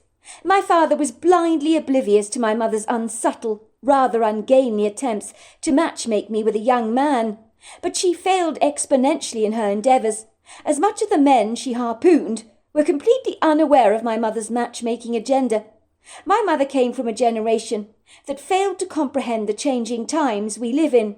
She had met my father when she tripped in a parking lot on her high-heeled shoes and sprained her ankle rather badly. My father had taken her to the ER to get her ankle checked out, and when she was given the all clear, he insisted on taking her out to lunch. I am so pleased you didn't break your ankle. I was rather worried about that, my father had told her. But you will almost certainly break my heart if you don't agree to come out for lunch with me. And that had been that. So let's just say a budding romance blossomed between the two of them, and in 6 months they were married.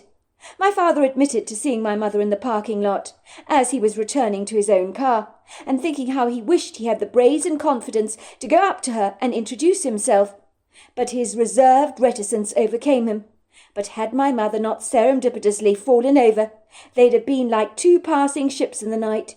So fate favoured them, and my mother would say, I knew one day that my Prince Charming would whisk me off my feet.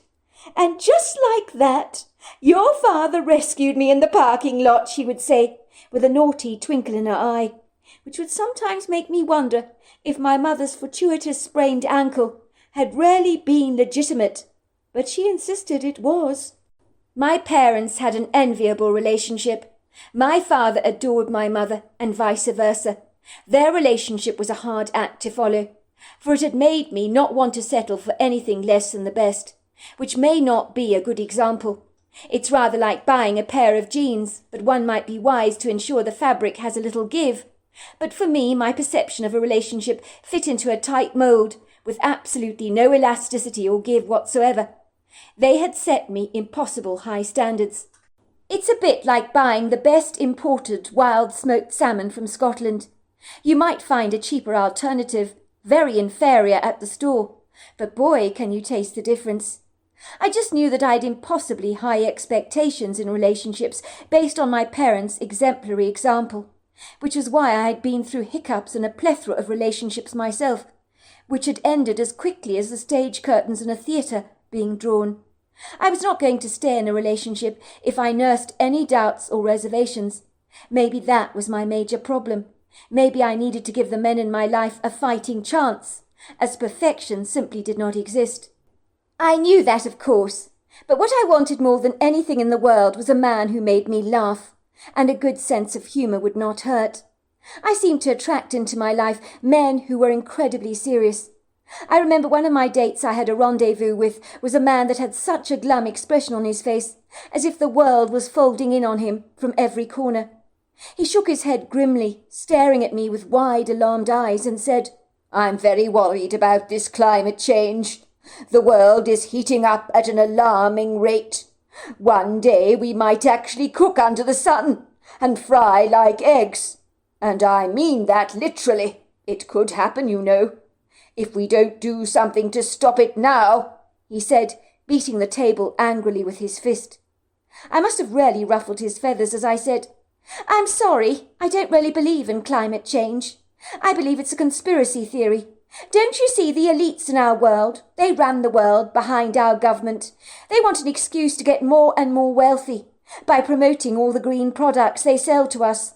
They want us to snap up their narratives that they feed us through the media like hungry crocodiles so that they have the quintessential excuse to tear down our rainforests, ruin our natural habitats at will, and drill. I promise you, many scientists say the world goes through natural rhythms of hot and cold cycles, and the heat we've been experiencing of late has existed before. It's a cycle, don't you see?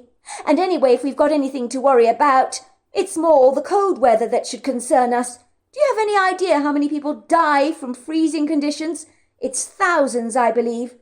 Anyway, getting back to my point, the elites use our people in power like puppets who aren't really running the show. And they always have a duplicitous agenda. They feed us the narratives they want us to believe. It's been going on since the 40s. I've done my research. I know what I'm talking about. My date looked at me as if I was as loopy as a fruitcake. "The world is getting hotter," he insisted. "The science is backing it all up. How can you possibly talk such nonsense? We've been having dozens of heat waves. The world has never seen anything like this before. People have been dying in these heat waves, dropping dead like flies, and you suggest it's a conspiracy theory." He grimaced and continued, "Lady, I don't know what you're smoking, or where you get your ludicrous claims from, but I assure you that you ain't got a clue what you're talking about." He rattled on and on and on about climate change. I was getting so bored. It was clearly his favourite subject to discuss. I remember getting sympathetic glances from people sitting at other tables as my boring date droned on and on. Even if he was right about climate change, I didn't take offence to his comments. I'm happy to admit if I'm wrong about something, but let's just say this man's intensity drove me away from him faster than seals escaping an orca. He certainly killed my desire to ever see him again. Even if we couldn't agree on climate change, we couldn't agree on anything else, it would seem, and someone who takes themselves far too seriously is a no-no for me, a red warning flag you would do well to avoid. All my dates had been an absolute disaster, one after another, and I would have given up on this hot pursuit a long time ago. If anything was suffering from climate change, it was the hot disappointment of my dating life that would invariably end up in a puddle of disappointment like a pothole on the side of the road filled with rainwater. The reason I was pursuing my dating life with such a zestful, ardent vigour was I was being driven by the dreadful, pervasive fear of being alone all of my life, and living with that dreadful thought was not something I could comfortably digest.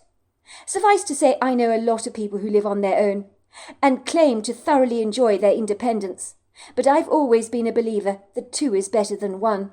If one falls down, the other can help him up. But what do you do in a helpless situation when you're all on your own and you need help? People never rarely discuss the subject of loneliness, and so often brush it under the carpet, as if it's a dirty word we should be ashamed about. I did not have a monopoly on this. There are so many lonely people in the world, and I was no exception.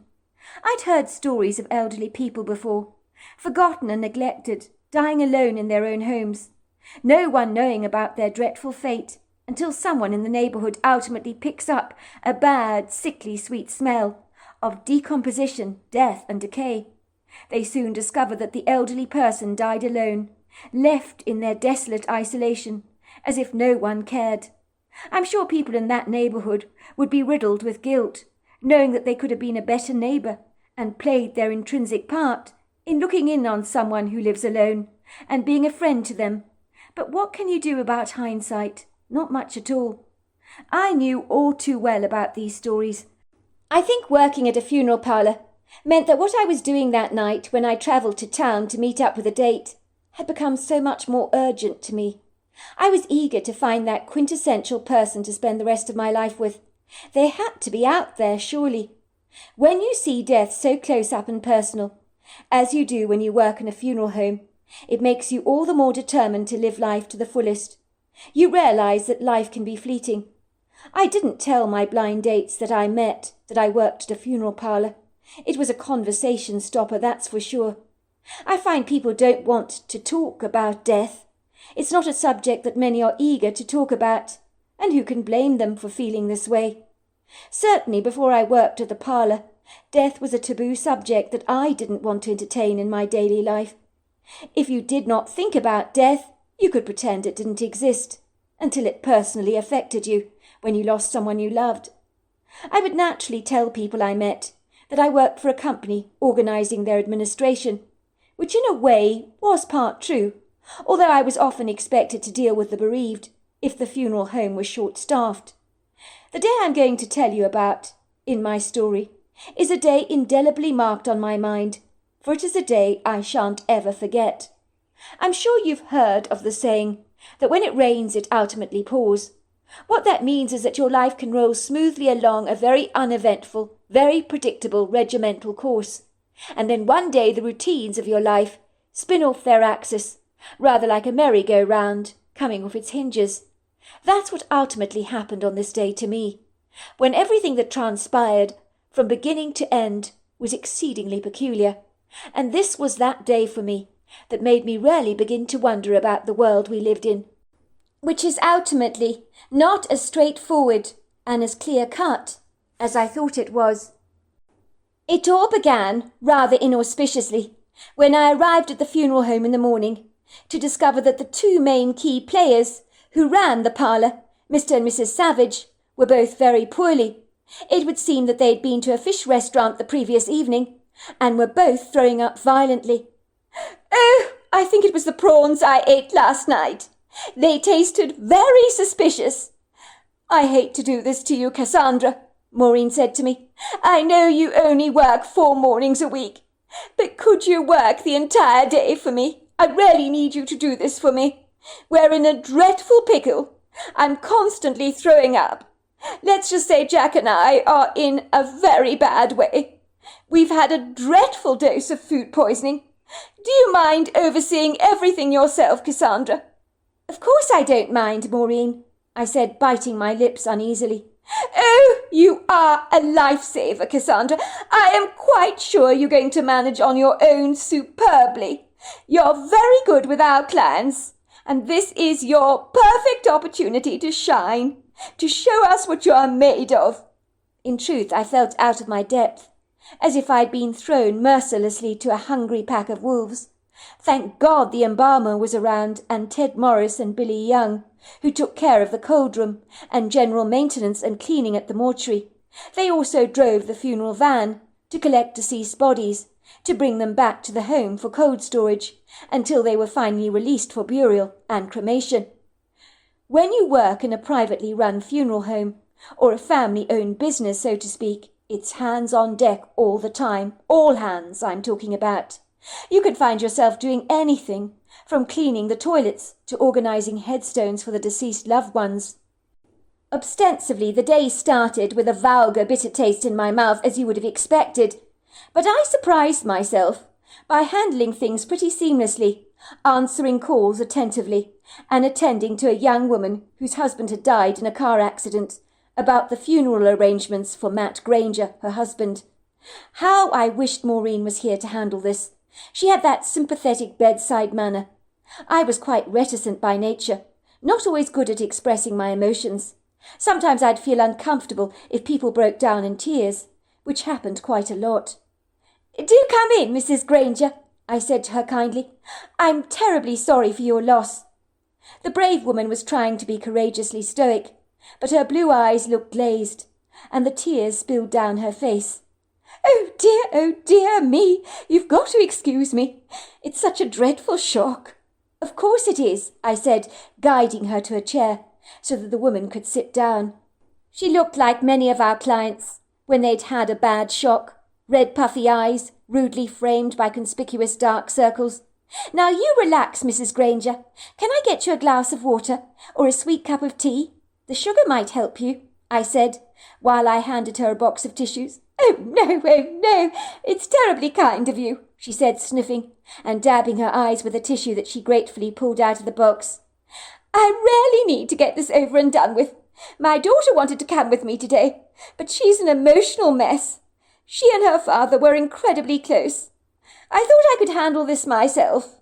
I've been so composed until now. I don't know what's happening to me." "Well, maybe the shock is wearing off," I said, "and the reality is hitting you hard." "You make a very good point. That must be it." I could see she felt embarrassed about her emotional outburst, which I tried to assure her was perfectly normal and perfectly natural. "Dear, oh dear. Honestly, what am I like? If I carry on this way, I'll never get this funeral arranged." She fumbled in her large leather purse and pulled out a photograph of her husband and handed it over to me. "That's what I want. I'd like you to print this photograph. I want it on the funeral programme, you see." I studied the picture and gave her a warm smile. "Your husband was very handsome," I said, admiring the hazel eyes staring back at me through the photograph and the shock of silvery hair. "Is this an old picture of him?" I asked her. "Heavens, no! It was only taken last week, would you believe it? He was 7 years younger than me, you know, my husband. He always told me I'd outlive him. He's 52 in that picture, but he doesn't look a day over 40, does he? He kept me young, you know. He had such a passion for life. I called him my silver fox with his striking grey hair. He turned completely grey when he was 25 after his father's death. It was quite extraordinary, but it really suited him." "He does look like a lovely person," I agreed. "And cheeky too," said the woman, giggling. "Oh, such a practical joker. He made me laugh so much. Oh, I'm really going to miss him. No one made me laugh quite like he did. Last Thanksgiving, he put so many coins in the Christmas pudding, which is an English tradition, you know. They wrap up the coins and put it in the pudding. Well, he hooted with laughter when we all nearly broke our teeth on the coins. I don't think he'd have found it quite so funny if he'd been saddled with an exorbitant dental bill. You know, he made life terribly fun. He had such a fabulous sense of humour. It was a very attractive quality in him," she said, shaking her head sadly. "We haven't received his body yet," I told her, "but I am informed that the medical examiner has been in touch with you, and the autopsy is now complete." "That's correct," she told me. "Are you intending to cremate him or bury him?" "Oh, a burial most definitely. Matt was quite happy to be devoured by worms. It was the thought of being burnt to a cinder he couldn't abide." "Would you like to see the coffins we have available?" I asked her. Mrs. Granger nodded sorrowfully. "I suppose now is as good as ever. Isn't it funny? A week ago I would never imagine I'd be doing this. Life can be so terribly cruel at times." "You'll be surprised," I said, "how many people say what you've just said, almost word for word. Maybe it's a good thing we don't always know what the future holds, or we might be quite afraid to live our lives." "You make an excellent point there," said Mrs. Granger, blowing her nose hard in a tissue. I led her to our display room, so that she could study the coffins. "If Matt had his way," she laughed, "he'd be buried in a tomato box." Do you know, we were talking about death, I think a year ago it was, and he informed me he'd like to be buried in a tomato box and lowered into the ground with strings. He didn't do with all this fancy stuff. I better pick something middle of the range. Anything too extravagant or ornate, he'll be turning in his grave. He'd consider it a complete waste of money to splash out on him in his death. In the end, Mrs. Granger settled for a walnut-coloured coffin with a luxurious velvety lining. That will do very nicely, she told me, although if Matt were here, he would say it was far too over the top, very extravagant. But I'm arranging his funeral for him. He's not in charge now. I gave Matt Granger's funeral arrangements no further thought, until Ted Morris and Billy Young wheeled in the deceased body of Matt Granger on the trolley, through to cold storage. I looked up at them from my phone, as I was speaking to another client. I waved at them and smiled. I was surprised to see another man wheeling the trolley in with them. He looked up at me with a warm smile and friendly eyes. He had a magnificent mop of thick silvery hair. I clandestinely wondered where I knew him from. He looked strangely familiar. The man gave me a cheeky wink. I automatically assumed that Ted and Billy had recruited somebody else to help them with their jobs that day, given that both Mr. and Mrs. Savage, who ran the parlour, were indisposed and could not lend a helping hand. Later on in the morning, the very same man with the silvery hair and piercing eyes walked past me. He gave me a warm, friendly nod and another cheeky wink. I didn't know why he looked so startlingly familiar. Where had I seen him before? He then dropped a ring on the table in front of me.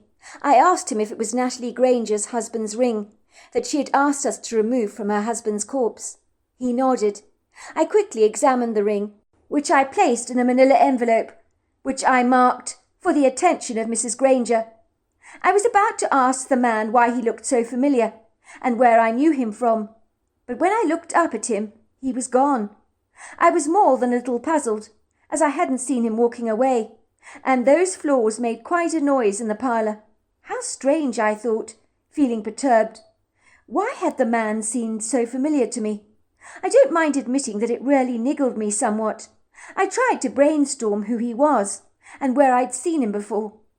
I called Mrs. Granger to say that we had her husband's wedding ring for her to collect. I saw Ted Morris and Billy a couple more times that day, wheeling in yet another deceased body. I noticed their friend with the silver hair was helping them. It was so typical, a busy day for us, when I happen to be on duty and Mr. and Mrs. Savage are unavailable. We received 3 dead bodies in one morning. I could hardly believe it. "Thank goodness you had help today," I told Ted and Billy. "I could see you were run off your feet. It's been hectic today." They looked at me bemused. "What do you mean?" they asked me. "We didn't have any help today. What are you talking about, Cassandra?" "I mean the very nice man with the silvery hair that helped you wheel in the trolleys." "There was no one wheeling the trolleys with us," they insisted. "But I saw you with him," I insisted. "He was helping you carry the trolleys into the code room." I retrieved the manila envelope to show the baffled men, explaining to them that the man with the silver hair had removed the wedding band from Matt's body and brought it over to me to give to Mrs. Granger, who had requested the band. Both men paled. "But we looked for the wedding band. It wasn't on his finger. We were going to inform you about this, but we were rushed off our feet." I raised my hand like a lollipop woman at a pedestrian crossing. "Hold on," I said, and went over to Matt Granger's photograph. That was when my skin paled. "This is the man I saw helping you wheel in the dead bodies," I said, showing the men the photograph. My blood ran cold at this revelation. It was Matt Granger, who had already died. He had been helping the men wheel in dead bodies all morning. I'd seen his ghost, and yet he had looked as real as you and me. But there was no doubt in my mind that I had seen him very clearly. Matt Granger's own ghost had personally handed me his wedding band from his own corpse. I mean, how does that even happen? In that moment I realized that the human soul must live forever, that we don't actually even die. "I told you the cold room was unnaturally cold this morning," said Ted to his friend. "I could feel a presence, but you pooh-poohed me," he said accusingly. I think all three of us felt a little spooked after that event. But let's just say Mrs. Granger was right. Even in death, her husband appeared to have a good sense of humour. Little did I know that the day was going to get increasingly more idiosyncratic and outlandish, if that was at all possible. I'd arranged to meet my blind date in Seattle. The funeral parlour was situated 40 minutes outside Seattle in the countryside, and my home was 15 minutes from work. I lived in a little cottage on my parents' property so that I could enjoy my own independence. By all accounts, it was far too expensive for me to rent my own place, and I also had to help my father manage his extensive vegetable plot, where much of the produce was sold to organic storeholders. I had promised to meet my date at about 6:30, as I was running late. I would have to go to the Rendezvous, an Italian restaurant, wearing my black jacket and trousers that I wore to the parlour every day, which was a standard uniform for us. It was too late to go home and change, so I just applied some lip gloss and straightened my hair, although on reflection, why I bothered, God only knows. I thought with the day having been so topsy-turvy, that maybe against all the odds, my date might actually turn out to be an exciting surprise, like a gift in a Christmas cracker, not the predictable plastic toy that you might expect, but something infinitely more special. But as usual, I was to be bitterly disappointed. My date was waiting for me, somewhat impatiently I might add. I was ushered to the table by the waiter. My date had the audacity to point to his watch and say, "You're 10 minutes late." I made a joke about how it was a woman's prerogative to be late, at to which he scowled. I didn't even see a slight tweaking of the lips, which suggested that an inflated beach ball had more personality than he did. I knew that this meal was going to be a rough, tumultuous ride, and that I needed to brace myself for the journey, for it was going to be a tortuously dull one. It was a pity that this man on paper looked like he ticked all the boxes. He was handsome and well-built, but was as uninspiring as a champagne without its fizz. I knew the moment I sat down at the table that I wanted to leave. I only accepted a dinner date with him, as he had insisted that meeting for coffee was just way too short to get to know anyone. Foolishly, I had agreed to his proposition, only because I had been somewhat beguiled by his attractive photograph. More fool me. That's all I can say. Appearances can be remarkably deceptive, and charm he had not. "So what do you do?" he asked me, taking a large mouthful of gnocchi. This time I thought I'd lay my cards on the table and tell him the truth, and it might make the evening much less dull. "Oh, I work at a funeral parlour," I said, expecting to stun him into silence. "That's nice. It must be a pleasure to work with people who don't talk.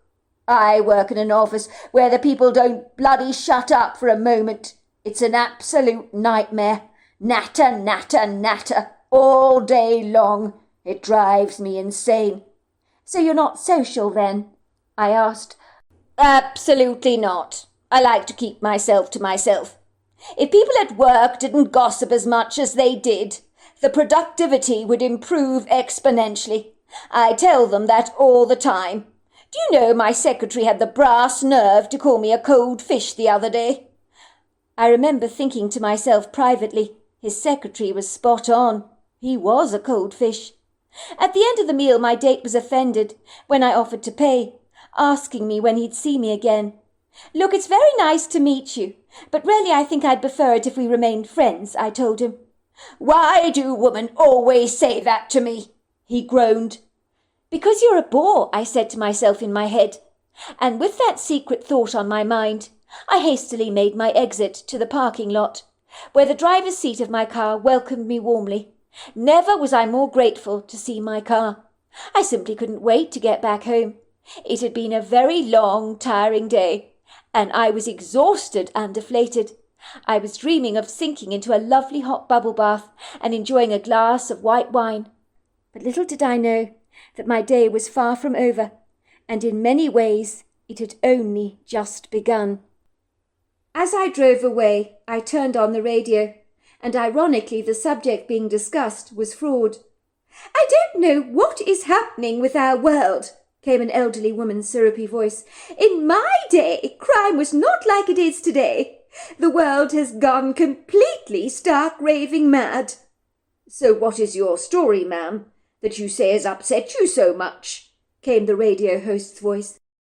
Well, I hasten to say, it didn't happen very far from where I live in downtown Seattle, which is very disconcerting. A pregnant woman came up to me. She was holding her belly and telling me she desperately needed my help. It happened when I was exiting the supermarket. She assured me that her tank had run out of petrol.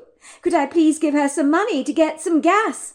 She needed to get home. She was feeling poorly. Naturally, I felt very sorry for the poor woman.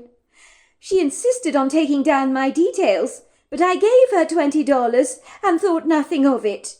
I believe in helping people when they're in trouble. It's the right thing to do, is it not? Well, when I was leaving the car lot, I suddenly remembered I'd forgotten to buy strawberries for the pavlova I was making in the evening for my dinner guests I'd invited.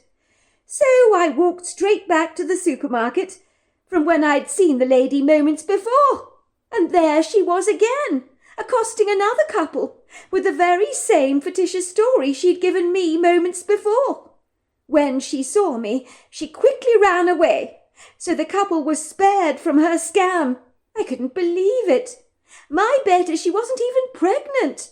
It bothers me greatly when people do this. I mean, what happens next time when a genuinely distressed person asks me for help? Am I going to doubt them? Do I refuse them in case it's a hoax? Well, I think we need to give people the benefit of the doubt, don't you? Said the radio host. Maybe we will get scammed from time to time, but at least we can walk away with a clear conscience, knowing we did our bit to help. I was amazed how the phone lines were chock-a-block full of people claiming they'd fallen victim to the very same scam with the pregnant woman. I shook my head, feeling a sense of revulsion that people could actually behave like that. I wanted to listen to something a little less depressing after my heavyweight, insufferable evening that had dragged on for so long. I changed the radio station to listen to some uplifting music so that my flagging spirits might finally just lift. I was driving down a long country road I was very familiar with, but at night I dreaded driving down this road. Ostensibly, if I was a stranger to this part of the world, it would be more than a little intimidating for me. Luckily, I knew the road well, but I hated driving at night. It was the darkness that bothered me the most, as it swallowed up all the light, and on country roads devoid of street lights without traffic around, you rarely felt isolated and vulnerable, as if you were in the middle of nowhere, and it was more than a little daunting. On this particular evening the road seemed to go on forever, like a long, dark, endless tunnel, made all the more worse by the trees that fringed its every side, their tenacious branches weaving into each other to form a large, locked but arched canopy above my head. During the day it's beguilingly beautiful, but at night it's quite awful. This tangled arrangement of trees meant that all the moonlight was cruelly expunged, so the road was very uncongenial, as if it was heartlessly closing in on me from every side, with a suffocating oppressiveness comparable to being a butterfly stuffed in a cocoon, desperate to weave your way out of your restrictive confinement. I was a careful driver at the best of times, never inclined to take any ill-advised risks. Even though I wanted to get the hell off this road, I naturally proceeded with caution. All of a sudden, in the intensive glare of my headlights, I saw a strange man standing in the middle of the road, waving me down, with a desperate look on his face. At first I was overcome with a reluctant reservation, and that was when I realized there was another figure lying curled up in the road, which I realized was a woman. I observed her skirt and 2 pairs of her shoes that had come off her feet. I noticed her dangling legs were lying in odd angles, and that did not look good.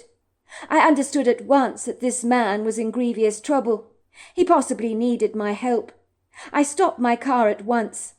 I was eager to be of assistance. I was certain something quite dreadful had happened to the woman.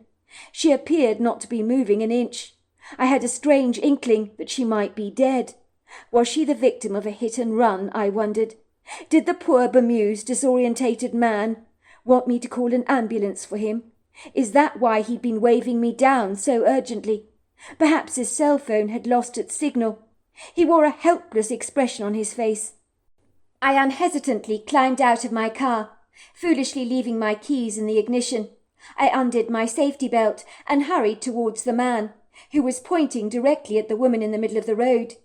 "Is everything all right? Are you all right?" I asked, rushing over towards the woman. "You check her for me. I think she's dying. I can't look. It's my wife." I hurried over to the woman, bending over her to see if she was all right. "Are you all right? Are you all right?" I said.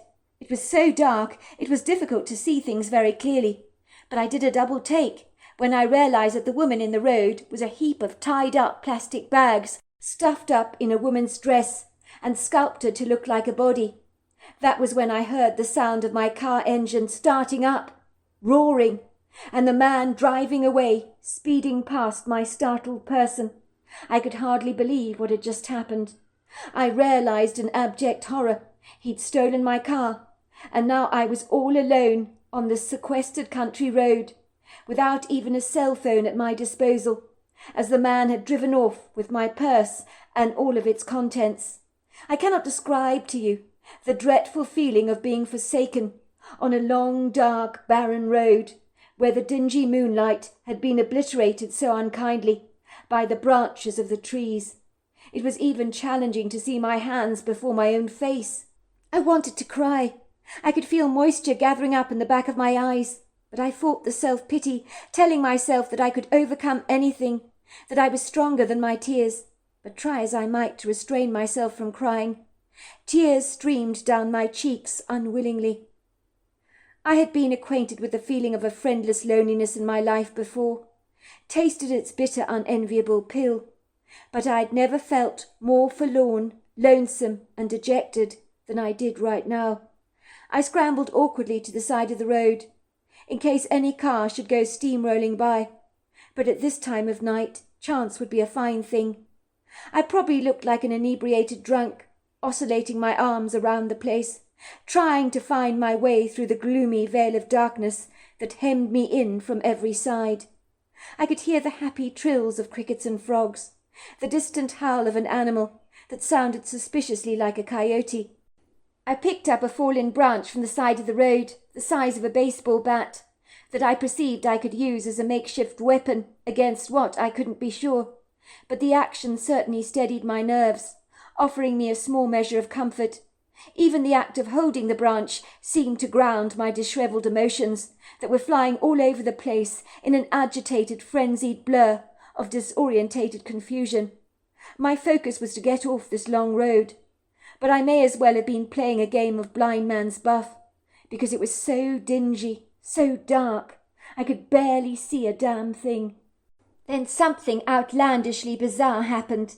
Several feet ahead of me, I saw 3 sets of glowing yellow eyes that were approximately 7 feet off the ground. I was convinced they were staring at me. If I had seen one pair of yellow eyes, I might have concluded they belonged to an owl, possibly perching on a tree branch. But 3 pairs of eyes meant that these creatures staring at me were not owls. But what were they? I stood perfectly still for a moment, hardly daring to breathe or move a muscle, as an agonizing fear gripped me so tightly I thought I was going to have a heart attack. I clutched my chest tightly, wondering if I was actually going to pass out. I have never before felt such a paralyzing fear. I felt like a cornered animal that was ensnared in a trap and had absolutely no way of escape. I stood there very still. I continued to hold my breath, hoping I hadn't been seen. But who was I kidding? I was deceiving myself. I absolutely knew I had been observed. And that was when the owners of the 3 pairs of eyes began to talk in earnest among themselves, in muted tones. I could hear them speaking to each other, backwards and forwards. It was a strange language that I'd never heard before. Itila, akita ko na patika sa kanakwa. Hoy talaga takisino ko. Abida, ila fila, hisakala tuani, o mokuluno shila. Itila katatakwa. O sok tatapakali na talo. I knew they were discussing me, and it would seem they were almost arguing with each other. The owners of 2 pairs of those yellow eyes vanished, disappearing into the veil of darkness like ghostly ethereal shadows, and they were gone.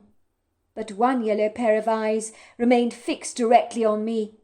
and the owner of those eyes, I regret to say, galloped towards me at the speed of a cantering horse, and emerged through the tenebrific blanket of darkness that swaddled me from every side. That was when I observed a gargantuan-sized ambiguous shape that stopped at about 2 feet away from me, with its blazing yellow eyes zooming in on me like a magnifying lens. I couldn't bear to look at the creature. Now I was terrified. My heart thundered violently in my chest at an alarming rate. My fist curled up as the palms of my hands became clammy and moist, while a numbness consumed me. I still could not run. I wanted to with all my heart, but I just couldn't. And anyway, what would be the point? I couldn't even see my hands before my face. I was a sitting duck for this predator, an easy meal. I closed my eyes tightly, afraid of what I would see. If the creature got any closer, I could feel the vapour of its breath on me that smelt rather like basil. I was waiting for jaws to grab me around my throat, to throttle me, but nothing like that happened at all. I could smell the strong fragrance of pine needles, and I opened my eyes slowly. I was still in one piece. I hadn't been attacked. I couldn't see the creature standing close to me very clearly, but I suddenly knew I was looking at a Bigfoot, and I knew at once she was female. How I knew this I'm not even really sure, but I just did. She lowered her body to the ground, patting her shoulders. I was hesitant for a moment. The Bigfoot wanted me to trust her. She was going to lead me away from the black tunnel of trees into the light. I was pondering whether I could actually put my faith in such an idiosyncratic creature when she spoke to me in her strange language, which was immediately translated rather absurdly into my head in English. I was dumbfounded by this. It was like hearing the voice of God booming into my head, loud and crystal clear. Only this voice was distinctly feminine. Tilakita kushaka sakwanili amasifolosho. Do you want help or not? I can get you off this road into the moonlight. I didn't hesitate to climb onto the Bigfoot's shoulders, and she held both of my legs down with her large hands. The relief I felt being on her shoulders was monumental. I suddenly knew I was safe. I could feel the comforting rise and fall of her chest as she breathed, and smell the sweet smell of pine needles on her long, flowing dark hair. She moved so gracefully down the long road until we were greeted by the soft, magnanimous light of the moon. But she still galloped with me on her shoulders to take me somewhere safe. I felt completely comfortable being carried by her on her powerful body. In truth, I have never enjoyed a ride so much. I have ridden horses before, and even an elephant in Thailand once, but riding a Bigfoot was as if I was floating on air. Finally we got to the road where there was a small collection of trees on one side that fringed a large meadow, where a few cows were happily grazing. I could see a few pairs of keen inquiring eyes glancing up at us and trotting over inquisitively to the wooden fence to have a good old gawk. The moonlight was so generous. Her silvery beams spanked the velvety blackness with an audacious determination to subdue its insufferable stranglehold over the night, which meant that I could see the Bigfoot distinctly, probably as plainly as the now large gathering of curious cows. You might be surprised to hear me describe the Bigfoot as beautiful, but she absolutely was. Her feminine face was rarely sculptural, with high cheekbones and a pronounced forehead, but it was her soulful, dark, treacle-coloured eyes filled with such tender kindness that warmed the cockles of my heart. Those incredible eyes showed me that there really is good in the world that will always trump the evil. Kila tila kolopasha. You'll be safe here, she told me. Tila fana sukolosha. I'll keep watch here. I'll be watching you behind those trees to make sure you're safe. Tila tila fonopoto. I brought you here because some cars come down this road at night. You'll be able to get help. Tila fila kotompoto alanshi. Thank you, I said. Thank you. She patted me on the back as if to say, it's a pleasure, and pointed to the tree from where she'd watch me. Tila fo akasa. I'll be over there, she told me again. The cows eventually grew bored. They meandered away. Many of them mooed into the night, which was oddly reassuring. It even made me smile. I no longer felt frightened, knowing that the female Bigfoot was watching over me. And then a truck would likely soon come down the road, and when it did, I was waving my arms frantically above my head, and it stopped. I could feel relief wash over me as a young handsome man rolled down his window and said, "Are you all right? Do you need a lift somewhere?" I ran over to the passenger side door, which he opened for me, and gratefully I sank into the seat next to his. "I've been carjacked," I told him. "I would really appreciate a lift." "My name is Adam," he said, giving me a warm smile. "And you are?" "Cassandra," I said. Adam's account. It had been an agonizingly long night that I thought would never end. My brother's girlfriend, Rebecca, had tried in vain to set me up with her best friend, Simone, and it had been a precariously long, rather fragile evening. I had about as much in common with the thorny woman as a bristly porcupine has with the household tabby. She was the porcupine, of course. I was the household tabby in this scenario. I'd never met a more provocative yet prickly woman in my entire life. You almost had to watch your P's and Q's around her, because she seemed to have no sense of humour. I find humorous people very taxing at the best of times. Even though some might say her kittenish behaviour was quirky and fun, I would strongly disagree. I had no desire to attend this dinner party that my brother was hosting at his apartment, where his girlfriend Rebecca was doing the cooking, and she was one hell of a lousy cook. Her potatoes were as hard as golf balls, and her meat as tough as shoe leather. But the most undigestible part of the evening was the unpalatable company I was forced to endure. I had only agreed to come to dinner this evening in order to appease Rebecca, who had worn me down by insisting I meet her friend. "My girlfriend Simone is perfect for you, Adam," she told me. "The two of you will hit it off. I know you will. And she's easy on the eye." In truth, I'd given up finding the perfect woman for myself. I'd been through a plethora of the lousiest dates, with disastrous consequences. I wondered if I was being too picky. My mother was always accusing me of having exacting standards. I didn't think I was being difficult. I was an easy-going guy, and looking for a woman with a sense of fun, who didn't take herself too seriously, seemed too much to ask for.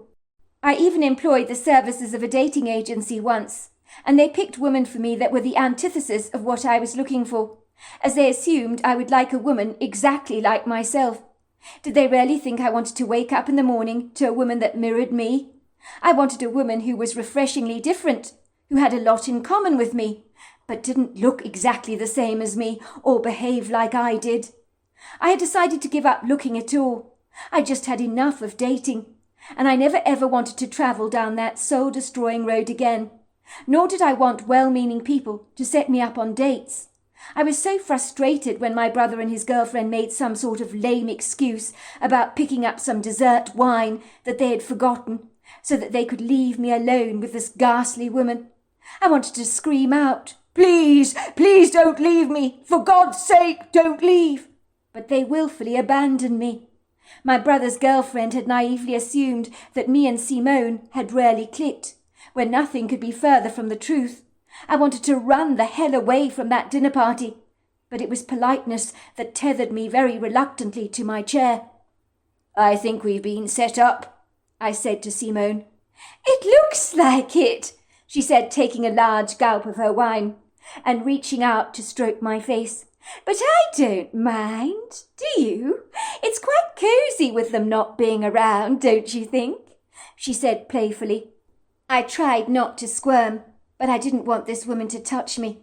But thankfully she pulled away and coquettishly played with the stem of her wineglass, looking at me with playful, teasing doe eyes. "So tell me, Adam, what do you do for a living?" she purred. I loathed it when women asked me this question. It was as if they were mentally calculating how much I was worth, and that bugged the hell out of me. I don't care a toss what you earn. Some of the richest men in the world are far from impressive. "Oh, this and that," I said vaguely. "I have my hands in a few pies, you could say." She giggled. "That sounds very intriguing, Adam. Do you care to be more elaborate about that? Perhaps a little bit more descriptive?" Not really, I said evasively. How about you? I might as well turn the tables on you. What do you do for a living? She flicked her platinum blonde hair backwards in a flirtatious gesture and arched her back. Well, what do you think I do for a living, Adam? I bet you'll never be able to guess. I'm a very unpredictable woman, she said, giving me a big wink. I did not know how to answer. Did she want me to say she was a fashion model, I wondered? I could tell I was treading on spiky ground. If I said the wrong thing, I might just ruffle her feathers. And this woman had an inflated opinion of herself, that was for sure. A receptionist, I said coyly. Oh, my word! I can't believe you said that, she said, looking at me, as if I told her she cleaned out toilets for a living. Goodness gracious! I'm so insulted. Do I look like a receptionist? Do I look like a woman that takes orders from a boss? I'm sorry. You've got me there. I have no idea what you do. It was just a random guess. I'm an entrepreneur, she said proudly. I run my own cleaning company, I'll have you know. I certainly could never work for someone else. I'm far too independent and industrious for that. I like being my own boss, calling all the shots. I enjoy the sacking and the hiring. It's so much better to be in charge. Well, that is impressive. Running your own business, I mean. Well, I don't mean to boast, but I'm doing remarkably well, I have to say, she said, giving me a gleeful smile. I've been married twice before, she told me. In truth, I don't think my husbands could handle my success. I have a sneaky suspicion they were rather intimidated by me.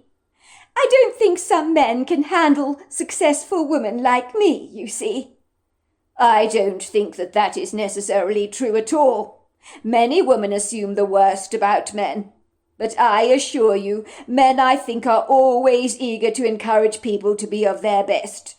I don't think they would begrudge your success. I know I certainly would not. Well, then you clearly did not know my husbands, said Simone. But then you aren't anything like them, which is a very big compliment, of course. You're very, interesting, Adam. It's kind of you to say that, Simone. But I am very ordinary, I assure you. Oh, but I don't think ordinary describes you at all, Adam. You look like a great big surprise present, full of mystery and intrigue, that one just simply can't wait to open to find out what's inside it. I'm sure you would be very disappointed, Simone. I don't think so, somehow. I was inwardly begging for the night to end, and when it did, I couldn't wait to return to my car. Oh, I'm sorry. I'm running very late, I told Rebecca. I must go. It's good to meet you, Simone. All the very best. I ran out of the house as fast as a charging cheetah. My brother's girlfriend, Rebecca, ran after me, handing me a note. It was from Simone. It had her cell phone number on it and said, "Call me. You know you want to," followed by a happy face. I thought I was going to be sick. "She's quite taken by you," said Rebecca, as she kissed me goodbye on the cheeks. "You must give her a call, Adam. She really likes you." I grumbled something inaudible under my breath and climbed into my car, sinking gratefully into the comfortable leather seats and pressing down my accelerator with the zealous enthusiasm of a wild bison thundering across the open plains, while a seemingly bemused Rebecca stood on the edge of the road, waving at me. I'd been driving for quite a long while, when suddenly a young woman stood on the corner of the road, waving me down, so I stopped my car, rolling down the window. "Need any help?" I asked her. I was to find the young woman was called Cassandra. She was beautiful, funny, and so refreshing. She was, put simply, quite a contrast from the prickly Simone. I was appalled to hear that Cassandra had been carjacked. She told me how she'd been waved down by a man, pretending to be in trouble, and how the body of the woman in a road was nothing but a coiled-up beige bin bag, stuffed in a woman's clothes, sculpted to look like legs and feet. "That's quite the scam he pulled on you," I said to her. I'm sorry you had to go through that. Would you like to go to the police station to file a report? It would be a good idea. I can take you there." "No, that's not necessary. I'm sorry, but I just couldn't face doing that right now. I don't want to see the police. I'll report the incident in the morning. You don't even want to know about the day I've had." She proceeded to tell me about her appalling date, and then I told her about mine, and my track was filled with so much laughter. I realized in an instant that I had found my girl. I think we both felt the spark between us. When I dropped her off at her apartment, situated on the edge of her parents' property, she begged me not to leave, so we talked for hours about everything and nothing, over hot cups of coffee, and I felt like I had known Cassandra all my life. "I know it's an awful thing to say," I said. "What is it?" she asked, raising a brow. "I'm glad you were carjacked. Otherwise I may not have met you. I think our meeting was serendipitous." "My mother would completely agree with you. She believes that you meet the right person when it's meant to be, like when she met my father in the car parking lot. My mother is the perennial romantic, believing there is a divine plan in the universe for everything and everyone." "Sounds to me like your mother might be right. I'd never have believed I'd meet a lovely girl like you on the edge of a remote country road." "Like roadkill," she teased. "Well, I think we can safely say you're a whole lot better than roadkill. You're alive for a start, and that helps. And you're far more attractive than a pair of dead eyes." "Thanks a lot," she said demurely. "I'm not sure if that's meant to be a compliment or not." It was decided that night that I would sleep on Cassandra's sofa, even though she very kindly offered me her bed, but I was a gentleman. It was 2 o'clock in the morning, and she'd need a lift to the funeral parlour the next day. "I'd be so grateful if you'd give me a lift," she said. "You see, my employers, Mr. and Mrs. Savage, have been suffering from very bad food poisoning. I doubt they'll be better in the morning. She'll expect me to man the fort the entire day. So I really need a lift. I could, of course, call an Uber." "Don't be ridiculous. It'll be my great pleasure to take you myself. It's not far out of my way. But what about the police? Don't you think you should file a report in the morning? And then there is the matter of the insurance for your car." "I will weather that storm when I get to work. I can't be late at the funeral home. Maybe I'll file a police report at the end of the day. That might be a good idea." The moment I fell back on Cassandra's sofa, I was out like a light. I woke up the following morning to the strong smell of coffee brewing. I rubbed my eyes, wondering where the hell I was. And then my memory came flooding back. Cassandra handed me a cup of coffee. It was just what I needed to iron the sluggish feelings away. "I made the coffee strong," she said. "We were up late last night, talking to the early hours of the morning. We're going to need this caffeine just to get through the day, I think." Before long we were driving down the road, and that was when Cassandra told me to stop. "That's my car, over there! I'm sure it's my car! I recognise the bumper sticker!" I had driven past the parked car. I saw a man sitting there on the front seat. He had a thick mop of grey hair and piercing eyes. If Cassandra's car had been carjacked, the thief would have long gone. I thought Cassandra must be mistaken. I had seen the driver there very clearly, sitting in his car. "Please go back," said Cassandra insistently. "That is my car. I know it is. I just know it is. Let me at least go back to check." "Very well, but don't be disappointed if it is somebody else's car, because I'm sure you know that the carjacker would have long gone." I reversed my car and accompanied Cassandra to examine the white Hyundai on the side of the road, and to my amazement, no one was sitting in the driver's seat, but someone had been there moments before. Where could they have got to? They couldn't have just vanished into thin air. Cassandra opened the door. It wasn't even locked, and she joyfully cried out, "It's my car! I told you it was my car! But why has the carjacker abandoned it? My purse is there on the floor, and there's still petrol in the tank. How very strange!" "I don't understand what's going on here, Cassandra. I promise you, I saw someone sitting in the driver's seat. A distinguished-looking man. Grey hair and piercing eyes." "Oh, my God," said Cassandra. "I think I know who you saw. And I think I know why the man who carjacked my car probably abandoned it. I think he saw a ghost and freaked out. I think he saw the ghost of Matt Granger. Maybe Matt Granger realized that this man was stealing my car and scared him away, which was why the man abandoned it. That would explain a whole lot. Because when have you ever heard of a carjacker abandoning a car? What on earth are you talking about, Cassandra? You're not making any sense. Follow me back to the funeral parlour. You'll understand what I'm talking about. I'm going to show you a picture of Matt Granger, and you can tell me if this is the man that you saw seated in the driving seat of my car. When Cassandra showed me the picture of Matt Granger, she asked me if that was the man I had seen. That's definitely him. He's a very distinguished-looking man, I said, feeling somewhat bemused, and I don't forget a face easily. Well, he's dead, said Cassandra. I saw his ghost yesterday, and you saw him in the front seat of my car this morning. I'm arranging his funeral with his wife and all the burial arrangements. He was tragically killed in a car accident. His wife says he's got a great sense of humour. Is this some kind of macabre, very inappropriate joke? I said, feeling absolutely certain that Cassandra was having a laugh at my expense. Come with me. Follow me down the corridor into the cold room where the bodies are stored. Is that necessary? I asked, my blood running cold. But I followed Cassandra anyway, and she pulled out a long shelf. A body was lying on a gurney, in cold storage. Cassandra pulled back the sheet to expose the man's face. I did a double take.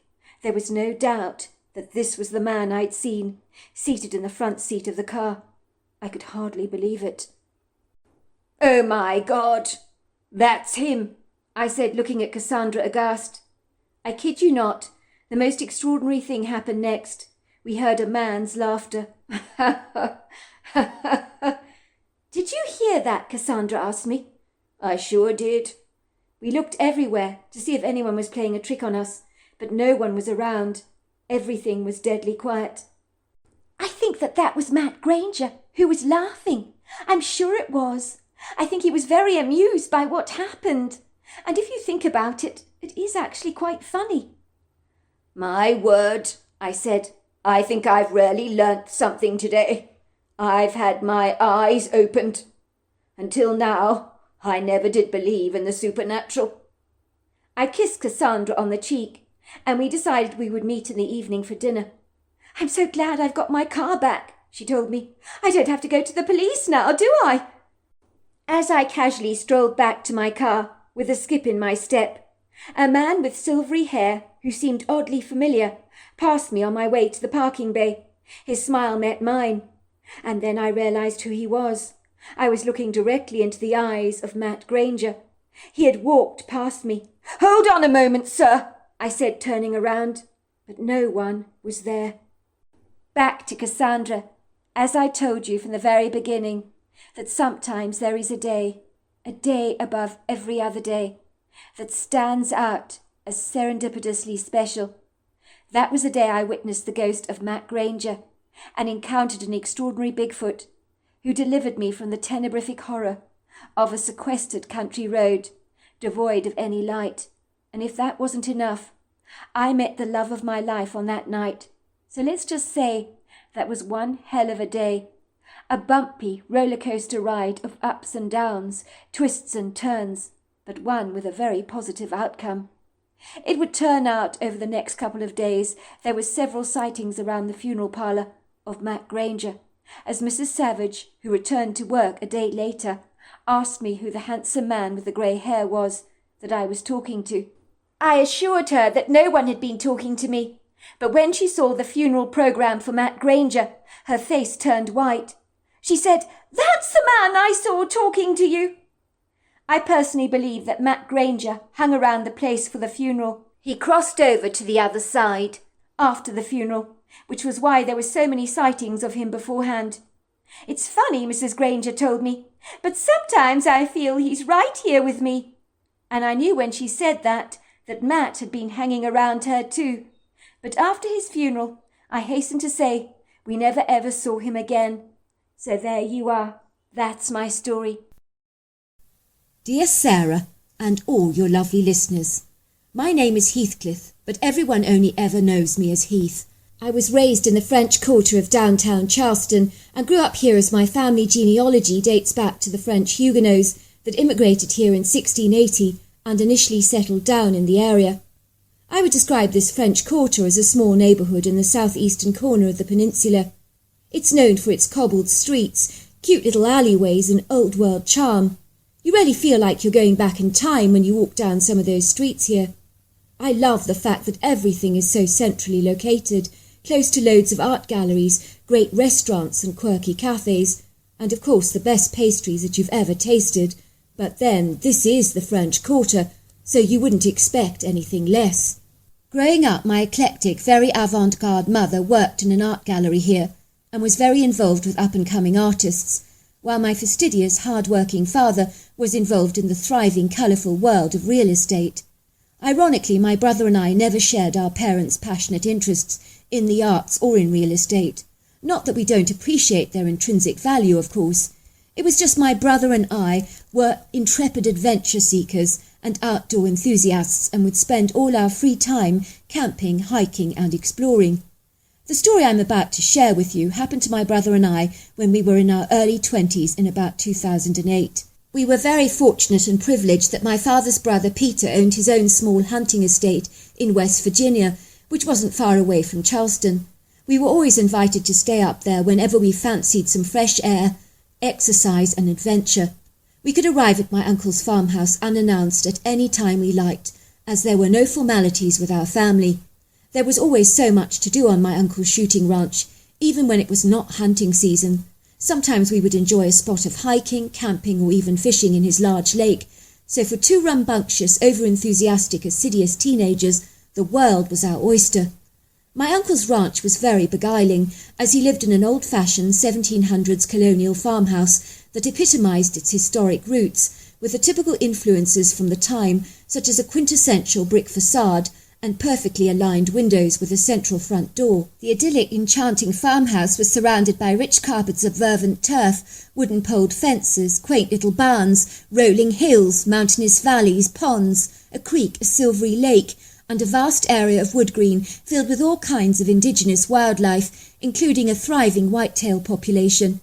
Over the years, as young boys, my brother and I had observed some inexplicable, freakish things going on in those woods that were an enigma to us and rather nonsensical. On many occasions we would discern rocks piled up on top of each other in bizarre, unnatural piles, with the largest rock at the bottom and the smallest at the top. It seemed both puzzling and perplexing to us, as these curious patterns of rocks were distributed throughout the woods and looked like some internal kind of messaging system, but by who or what we could not even imagine. We would always see young saplings in the forest twisted over deliberately, and then there were broken pieces of timber hanging up high in the treetops, like ominous, inauspicious Christmas decorations done in horizontal crosses, as if to say, "Keep out!" It really left you with a real sense of foreboding and impending doom that left us ever so slightly unsettled and discomposed. My brother and I concluded that some kids who'd been watching the Blair Witch Project had decided to terrify all the hunters by displaying all this creepy-looking regalia around the woods. That's what we thought had happened. In hindsight, it might have been something we would have done when we were much younger to creep somebody out. If we'd thought about it, of course, but we never were that imaginative.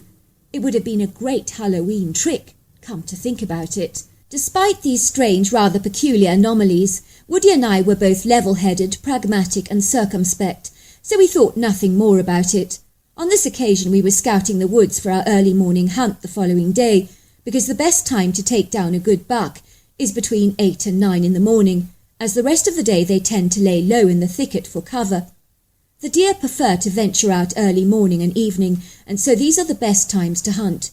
But most hunters report greater successes in the morning, which makes a great deal of sense to me. Despite the fact that my uncle has methodically planted some fixed deer stands on the estate that are accessible to hunters as hideouts, which are intentionally located in strategic points that are close to salt licks, deer feeding stations and water sources, my brother and I have our very own ideas of what actually works for us as aspiring hunters.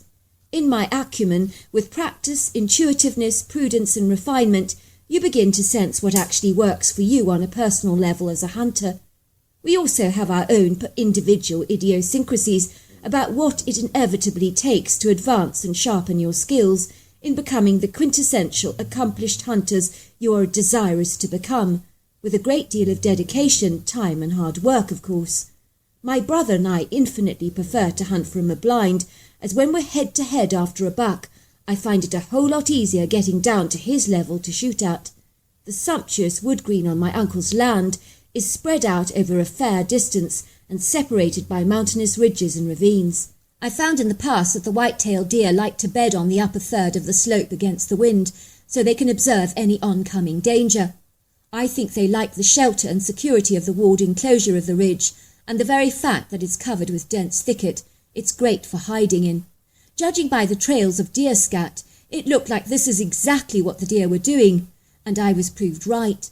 My brother and I stood on the opposite ridge that overlooked the mountainous slope, scanning and glassing the whole area through our binoculars, and sure enough, as we had rightly predicted, we could see the bobbing outlines of some hefty-looking whitetail lying low in the high grass on a raised elevation a third of the way up in this densely thick mountainous ravine. My brother and I then followed the freshest scat and the areas where the deer had been eating until we found the perfect place to set up our blinds. This was between some bushy thicket and a couple of trees. We returned to my uncle's home later and spent the rest of the evening enjoying dinner with his family and my two younger cousins, Boris and Brett, who are still only youngsters, about 10 and 9 years of age.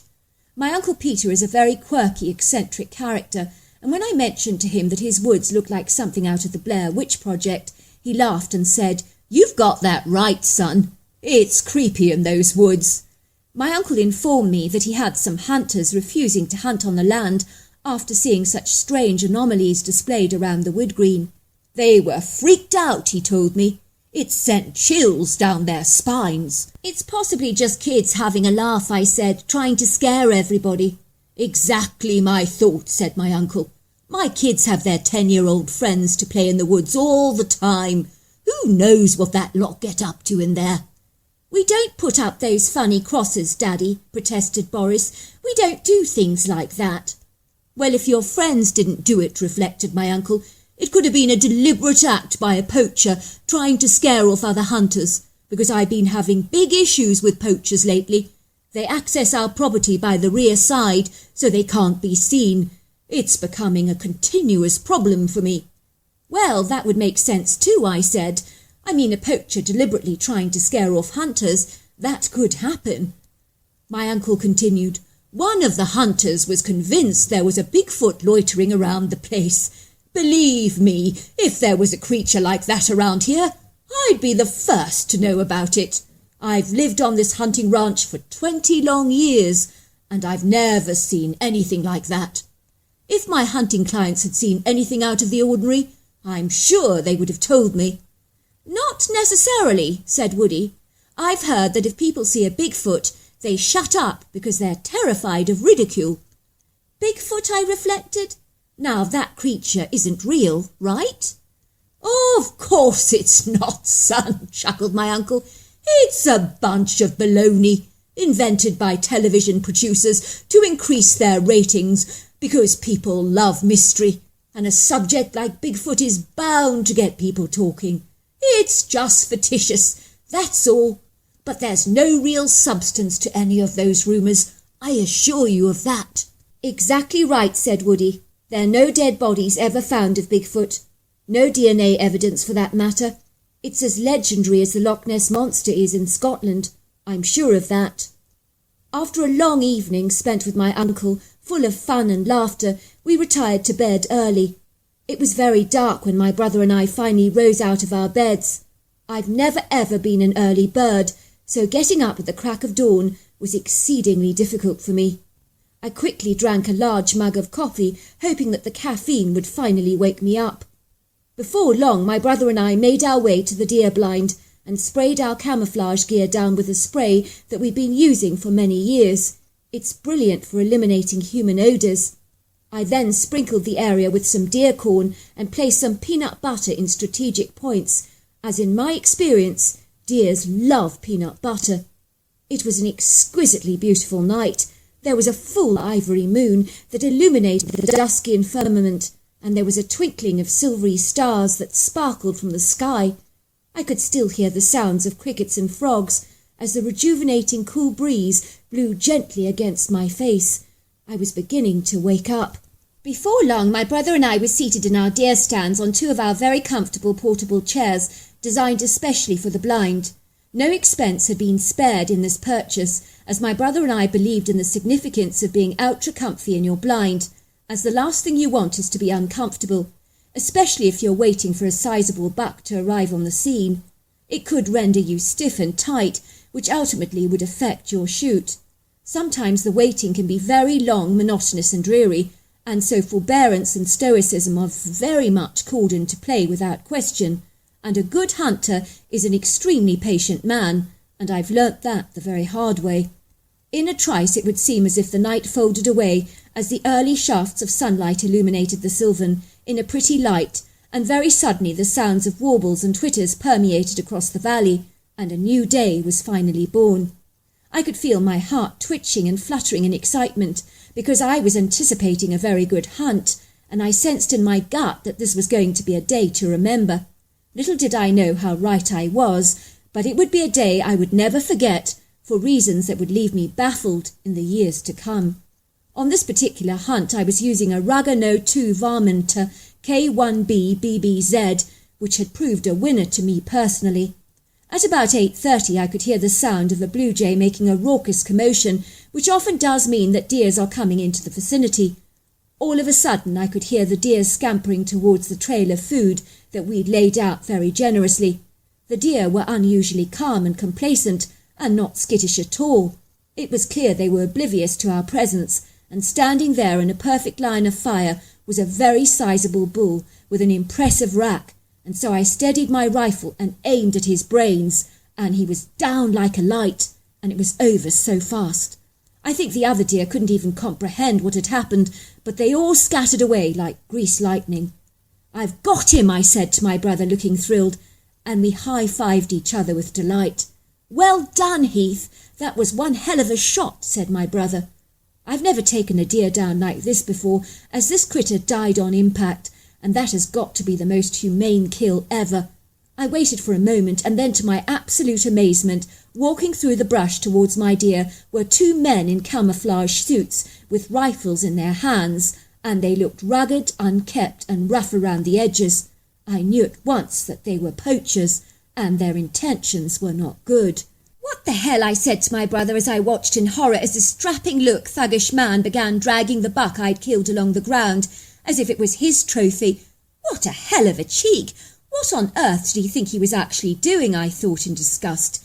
I immediately climbed out of my blind and protested. "Excuse me, but that's my deer. What the heck do you think you're doing?" "I think you'll find that it's our deer," he said in a cursory voice. "I've been stalking this deer for days now. It's mine.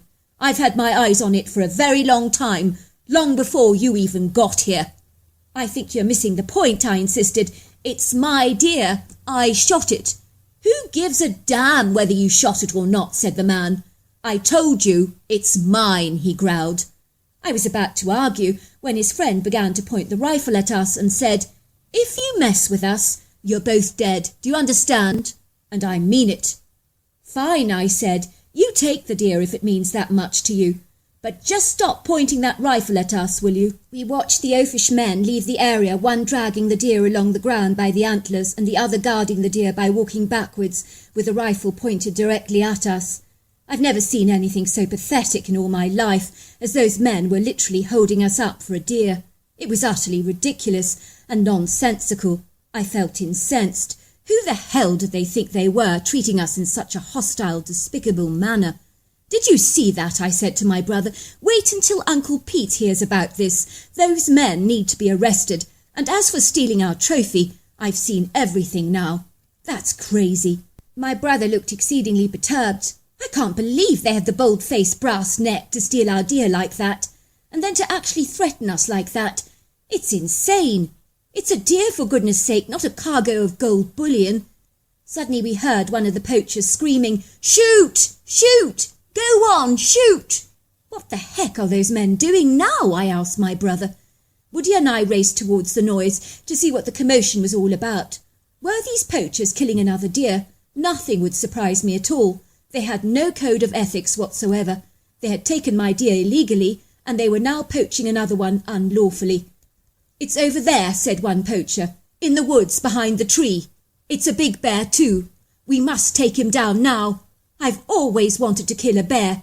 Now's our chance." "You're crazy," said his friend. "We can't take a bear on with our rifles. Let's get out of here. We've got what we came for." The other man didn't listen and obstinately began firing his rifle towards the dark silhouette of the bear that suddenly came bounding out of the shadows, thundering towards the two men like a rhino in the thicket. And this bear moved with incredible speed, like that of a cheetah, but the ground vibrated and heaved under its massive weight. The two men were so shocked that their fingers were trembling violently, and they began to run away as quickly as they possibly could, but they were no match for the savage bear, who was determined to extract his ultimate revenge, and he was not packing any punches either. He was clearly incensed that one of the poachers had tried to kill him, and he was not about to let them off lightly. Not a chance in heaven. In the twinkling of an eye, the rampaging, ferocious bear lunged towards the poacher, grabbing him ruthlessly by his arms and throttling him on the ground, beating his skull so violently against a rocky outcrop, until finally it broke open like a large ostrich egg, with bits of brain and scalp lying spilt all over the ground, like the most macabre, horrifying scene that you've ever witnessed. I even think Universal Studios would have paid big bucks to film such an explicit, grievous, and most appalling scene. I had never witnessed such a speedy, vicious, barbaric, and savage death before. The other man began to run away as fast as he possibly could, with eyes as round as saucers. I could see that in his terror he had wet his pants. Surprisingly, the pugnacious bear did not actually chase after him, possibly because he had not been one of the shooters, and had singled out the man who had fired at him for the frenzied attack. In revenge, I imagine. I stood there in horror. My heart was pounding in my chest, and I was so incapacitated by terrible fear. I was barely able to move a muscle, and I just stood there suspended in a state of incredulous disbelief and repudiation. The critter turned around to face in our direction, and I realised to my horror that this was no bear. It was a humanoid ape. And then it hit me like a bolt of lightning, blasting through my mind with a powerful force. Of course, this was a Bigfoot. I could hardly believe what I was seeing. Bigfoot was real. He wasn't a creature of fiction after all. This Bigfoot was bigger than a grizzly bear, and clearly bipedal, with very powerful tree-trunk-sized legs and overlong arms with substantial biceps. It had the most phenomenal-sized shoulders that I've ever seen, with a stomach like a flashboard that was solid muscle. It towered at about 8 feet tall, 600 to 700 pounds, and about 3 foot in width. Its streamlined muscular body was covered in light golden hair, very similar in colour to a grizzly bear, and easily as thick. The creature's dome-shaped head literally merged into its shoulders in a seamless flow, and there was no evidence of a neck to speak of. The hairless grey leathery face was very broad, with a very prominent square jawline and pronounced brow ridge that was deeply furrowed with wrinkles. It possessed the flattest nose that I've ever seen, thin lips and very deep-set eyes. I noticed that he wore a deep scar on the edges of his mouth that curled down towards his upper shoulder, and no hair grew in that region, so it was exceedingly distinguishable, rather like a tattoo. It was a war wound of some kind, I should imagine. The critter kicked the dead corpse very angrily, making some very annoyed grunting sounds. I could tell he was livid that someone had tried to shoot at him. It was an offence to him. Suddenly I let out the most noisy sneeze, or hachoo, and to my horror the Bigfoot quickly glided over to where my brother and I were standing. I'm not ashamed to admit it, that I began to shake like a jelly, as I've never been so terrified by anything in my entire life. This creature was an apex predator, and my rifle felt like a pathetic water pistol in my hands, or a kid's toy. I was almost certain that my brother and I were dead. The Bigfoot stood there staring at us, and we immediately dropped our rifles to the ground because we knew we were no match for the critter, and we knew that challenging him would make him as mad as hell, and we didn't stand a chance against him. When he looked at us for a moment, I noticed that he had very intelligent, discerning eyes. He was not a stupid creature by any manner of means, and was capable of very deep thought and reflection. The critter looked at me with a rather amused expression on his face, and then he did the weirdest thing you could ever imagine. He tried to imitate my large sneeze, so I made another one. Ha-shoo! He looked at me and imitated my sneeze again and again, and I nodded to encourage him, and he did it again. He copied the sneeze and seemed very pleased with the sound, and he walked away from us practising the sneeze all the while, and then finally he was gone from our sight, with his brand new noise in tow, I should imagine. We were exceedingly lucky to be able to retrieve our deer that the poachers stole from us. The police were alerted to the dead body of the poacher on my uncle's ranch. My brother and I told our amazed uncle that it was a Bigfoot that had actually killed the poacher. I was to learn that Uncle Peter had actually told the police that it was a bear that had attacked the man. He said that if he'd told them the truth, he doubted they would have believed his story. The police did go searching for the aggressive bear, but they couldn't find him anywhere. I actually heard one officer say to his friend, "That must have been some bear to kill in such a savage way. Bears don't kill like this in my experience." "If indeed it was a bear," said the other officer. My uncle still lives on his shooting ranch to this very day, and the signs are very clear that the Bigfoot is still around. My uncle actually had a chance encounter with him on one occasion a few years ago, when he saw the Bigfoot in the woods on a hunt. He said the creature looked directly at him with large twinkling brown eyes, and although my uncle was absolutely terrified by him because of his intimidating appearance, he sensed almost immediately that the creature wasn't in the least bit hostile and meant him absolutely no harm. I think he encountered the very same Bigfoot that Woody and I discerned, as the critter had that telltale scar around his mouth and upper chest. My uncle believes the poacher was killed because he wanted to kill the Bigfoot. He mistook it for a bear, so he warns everybody about what happened and says, "Don't you ever take on the Bigfoot on my land, nor try to kill it, because it will kill you in a heartbeat if you try to attack it. If you respect him, he will respect you and leave you well alone, as it means you no harm. But if you challenge him, you are almost certainly dead." So there you are.